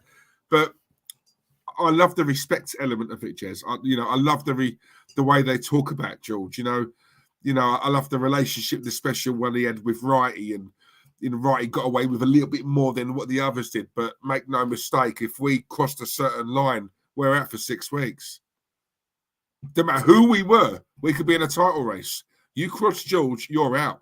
You're out. And it's for you to work your way back in. And you know what? That is what sets standards at clubs. That is what, it's not a free-for-all, you know, like how it is now. Guendouzi does something, he gets shipped off. Xhaka does far worse, he stays. No. What goes for one must go for the other. There has to be equality. You know, and for me, I've fallen out of love with Arsenal a little bit, if I'm honest with you, mate, because from what I know of them, it's just, I look at us now, that never would have happened last night under those sort of managers around that time period. Wouldn't have happened. Well, there's a classic thing, Bertie Mee, you know, iconic manager in his time. He had this philosophy of bringing that thing in about the 30 quiz question. But back in the time, if you were an Arsenal player and you got sent off, right, you, as that player, would be made to apologise to the team, and then you had to clean the changing room. That was his punishment to you. And that could have been Charlie George, that could have been Pat Rice, that could have been John Radford, it could have been George Graham, Bob Wilson. Don't matter who you are. If you got sent off, mate, you cleaned the changing room afterwards. Yeah. As a matter of punishment to the rest of the club. And if you look at the stats of when Bertie Mee was manager of Arsenal, yeah, only 11 players in his reign got sent off. Because they knew the punishment. Yeah, they knew.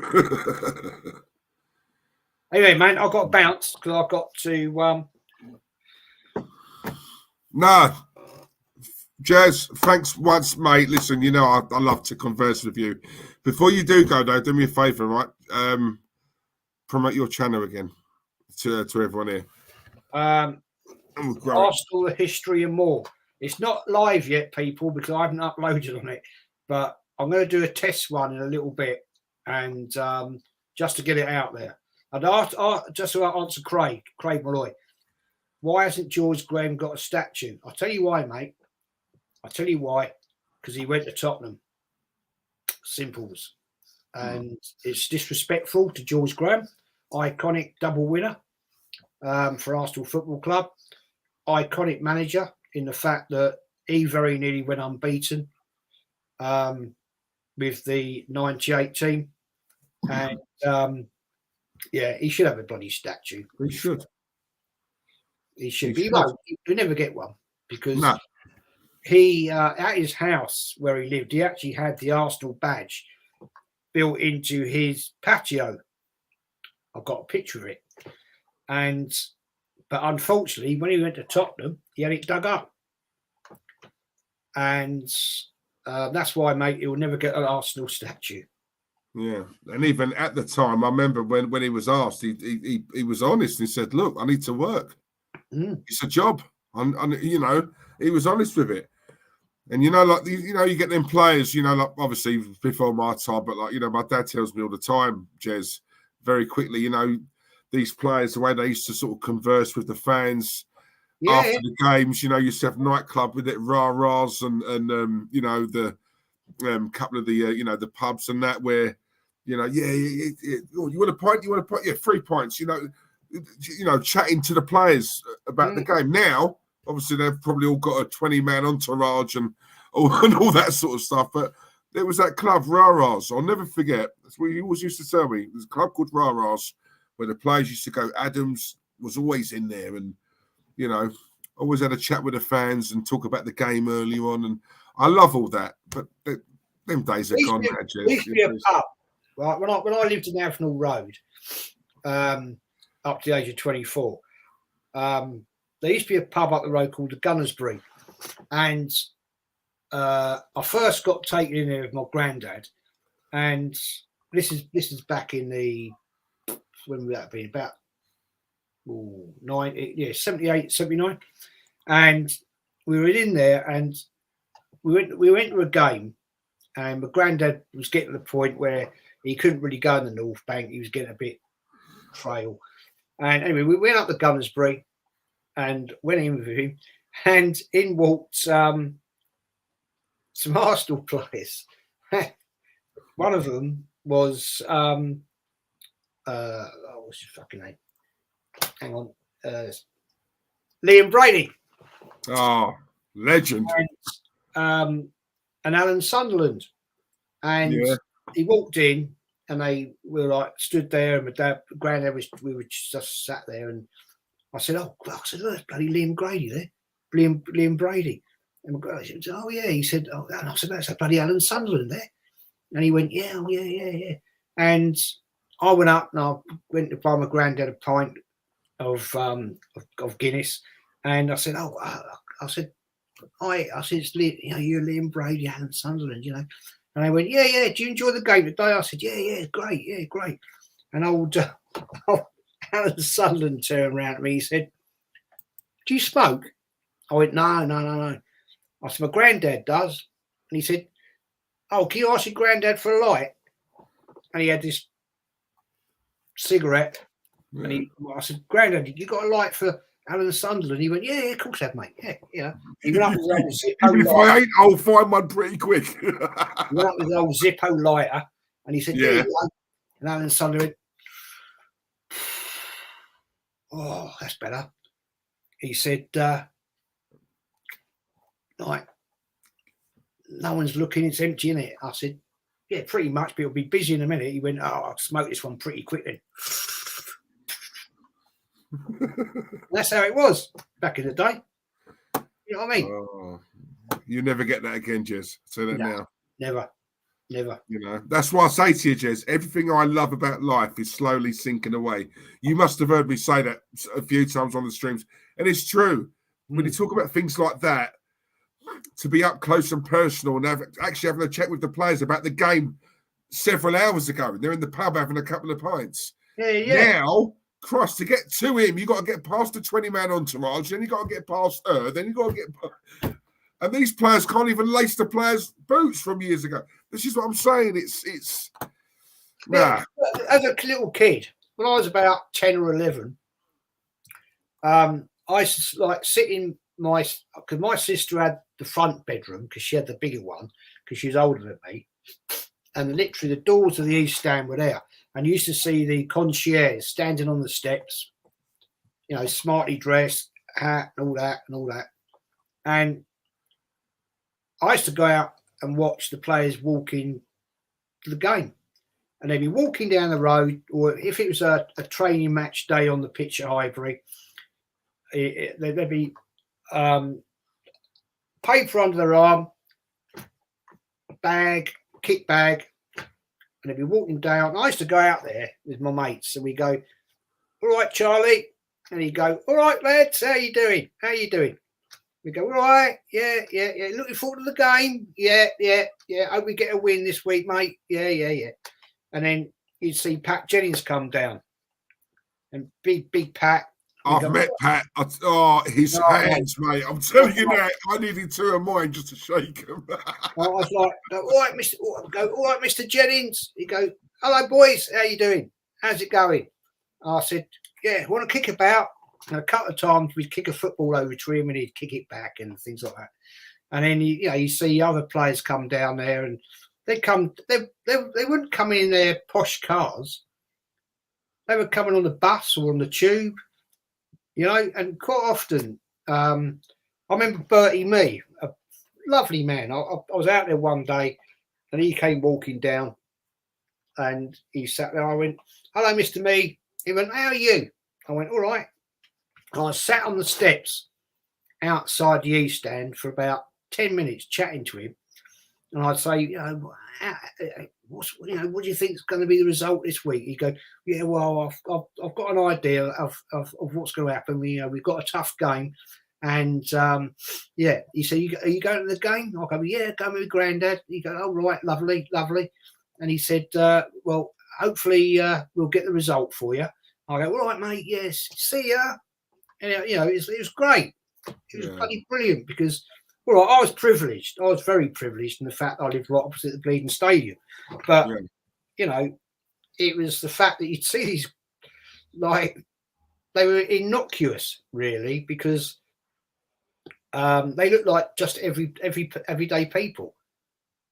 They weren't like driving around in Ferraris and all that sort of palaver. They'd be walking to the grounds. Yeah. And they'd chat to anyone. Anybody who bumped into them or all right, how you doing? I mean, I know a few of them who used to take the train or the bus. Yeah. Do you know what I mean? In this, like to training, Jez. I mean, now obviously, they're in their Lambos or Ferraris. Listen, the average footballer is a multi-millionaire now, right? We know that. But those players back in the day could easily get on the bus and train, no trouble or nothing like that. Would talk, "Oh, you're Arsenal fan? Yeah, how are you, mate? Enjoy the game last week." No, it weren't a case of, "Who are you? You can't talk to me. Please leave me alone." They were open. They could have a chat to them. You could have a beer with them. You could do this. You could do that. Them days are gone. They're gone now. It's sad. It's sad. Have I ever told you this story? I've told of Lee and all that one. It was one summer. And there's a park up behind Gillespie Road. And you weren't supposed to go up there and have a kickabout, but we used to get away with it. And there was 10 of us. And it was a boiling hot day. And we were playing colours against skins. And so we had tops on. We swapped it about.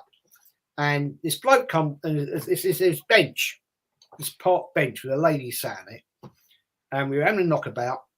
And this guy was walking down and he was stood there like watching us, and the ball went out, and my mate Paul Marshall, who went on to play goalkeeper for Dulwich Hamlet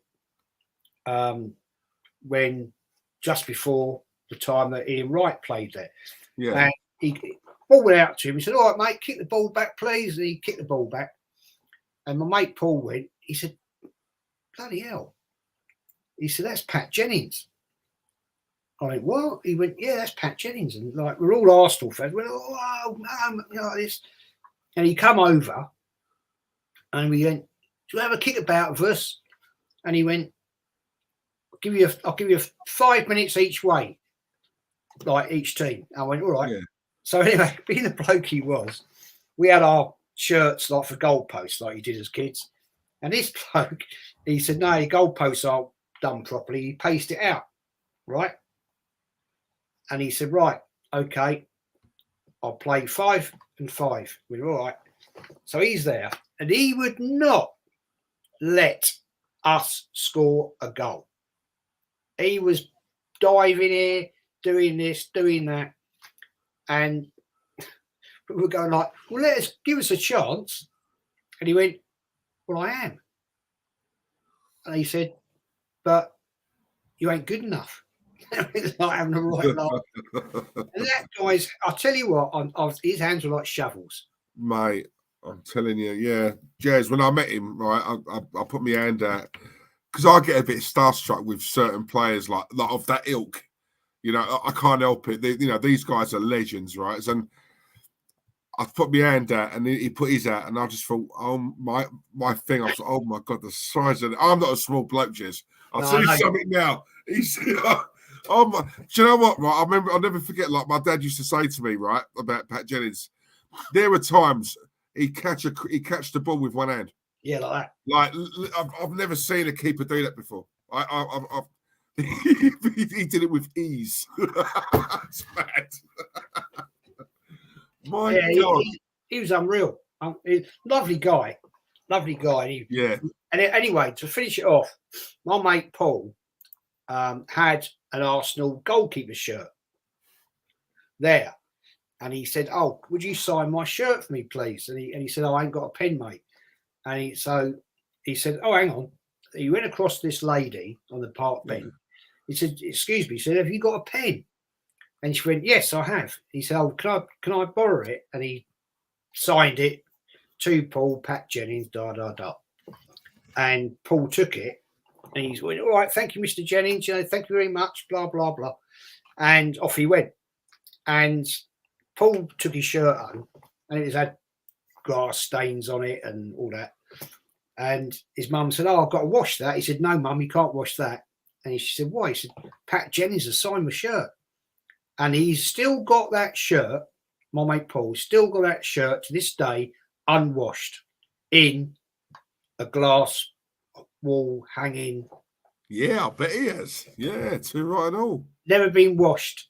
And it's still got to Paul, Pat Jennings. Brilliant. I love stuff like that, Jez. It's the romance of it. Yeah. I love it. I do. I love all that. Claude used to tell me those things all the time. And it was just it's the romance of it for me, you know, because I now know that, you know, in this day and age it's dead. And yeah, that just saddens me if I'm honest. But yeah, stuff like that. Yeah, because I met him as well. He was absolute gent, really nice guy. He couldn't do enough for you. Happy to talk to you. I'm used to hearing, you know, some of these people from these certain other big channels turn their back when you try and talk to them. And yeah, I'm talking about these absolute legends who just had all the time in the world to have a chat with you. You know, there's levels, there's class. You can't buy it. You can't buy class, Jess. So you can't. Anyway, mate, I've got to go. But yeah, but go on. Sorry. Great, Jez, thank you very much, mate, as per usual, for coming on. And yeah, I shall be among the first to subscribe to your channel once you do a test. I'll give it a go. It might be a complete, absolute disaster, but I ain't got a clue what I'm doing. I've no idea. Wing it, mate. Do what I do. Wing it. We'll see how we get on. No, nice one. Top man. Anything you need, mate. Like I said, I'm here, yeah? Cheers, bro. Take care now. All the best, mate. Wish you well. Cheers, Jez. Later on. Right, and then there's me. So yeah, very quickly, Ryan Stockley, big up yourself. Also, my old mate Chris Cheney. Chris, really good to see you. I haven't seen you in ages. I know you work abroad a lot on the boat, Roman's boat. See, I do remember you, Chris. But yeah, Chris, much appreciated. Listen, your message, the donation thing. You have to get to 1,000 subs. And then you can get super chats. But no, listen, save your money, mate. Save your money. But yeah, listen, I hope you're well. I work's going good. And it's a really nice guy you are, man. So yeah, I'm buzzing actually when I saw your name in the chat. Yeah, it takes me back. But yeah, I hope you're good. I really do hope you're good. So yeah, guys, listen, 3 hours, 22 minutes. I think I've done enough to warrant going now, right? Am I right? Yeah? 10:30. I want to try and watch a bit of telly as well. I've not even had dinner yet. I'm starving. It's the only thing with this YouTube game. I'll tell you, enough put weight on with it. Fredo, big up yourself, Fredo. I hope you're well, mate. I hope you're good. Really nice words there. Thank you very much. And there you are, Chris. Going out after unpack. Just got 4 hours. 4 hours. Hopefully connect with you next show. Keep up the... Yeah, thank you, Chris. Much appreciated, mate. You know where to come now, didn't you? Nice one. Brilliant. So, guys, 49 likes. Look, one more. I can get to 50. I've put a shift in tonight, guys. Come on. I think I've earned it. Just one. Yeah. One more. 50. Please, please, please. Please don't keep me here. I'm tired. My voice is going. Please. Good night, darling. The lovely Joanne. Good night, my love. Listen, I did see your comment, Joanne. Listen, it happens to the best of us, babe. It happens to the worst of us, yeah? Still trying to think of that term. But yeah. But listen, the main thing is you come out of it, and I'm assuming you're a lot better for it, yeah? Because obviously next time you'll see the signs. That's the thing when we're with people, and if we're in love, that certain things we should see, but we don't. Our friends will see it, and they'll try and warn us about it. But when you're in that moment, you don't listen to anyone else. You think you know it. You think you know best. And listen, it happens to all of us. It's definitely happened to me. Hands up. Of course it has, As we said earlier on, love makes you do crazy things. But hopefully, obviously, you have learned from it and obviously seen the signs, because that's very common. There's a lot of guys out there who are like that. But listen, you're a lovely woman, Joanne. You deserve nothing but the best. So your time will come very soon, I'm sure. But yeah, look after yourself. Taib, good to see you again, mate. It's been a while, bruv. Jeff Cross, Jeff, I love you. And yeah, look, yes, I'm getting stronger now, Diesel, when he was a Spurs. Look, that's red flag straight away, Joanne. Red flag. Blimey, you still went there? Shame on you. No, I'm joking. They're not all bad. But no, listen, look, the main thing is you're getting stronger now. So yeah, brilliant. Love all that. I love stuff like that. Self-healing. That's what it's all about. All right. He didn't try to break you, but he didn't, Joanne. So just remember that. You won, not him.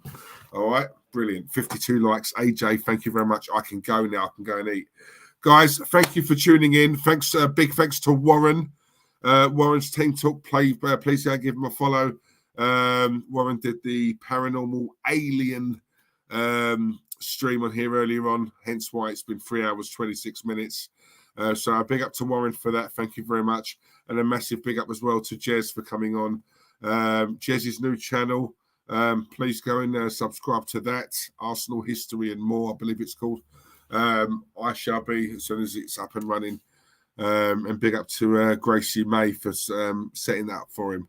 So, yeah, guys, I'm out. Love yous. And I'm going to go and munch. Thank you, Taib. I will. Later on. Love yous. Arteta out. Love you. Just love you.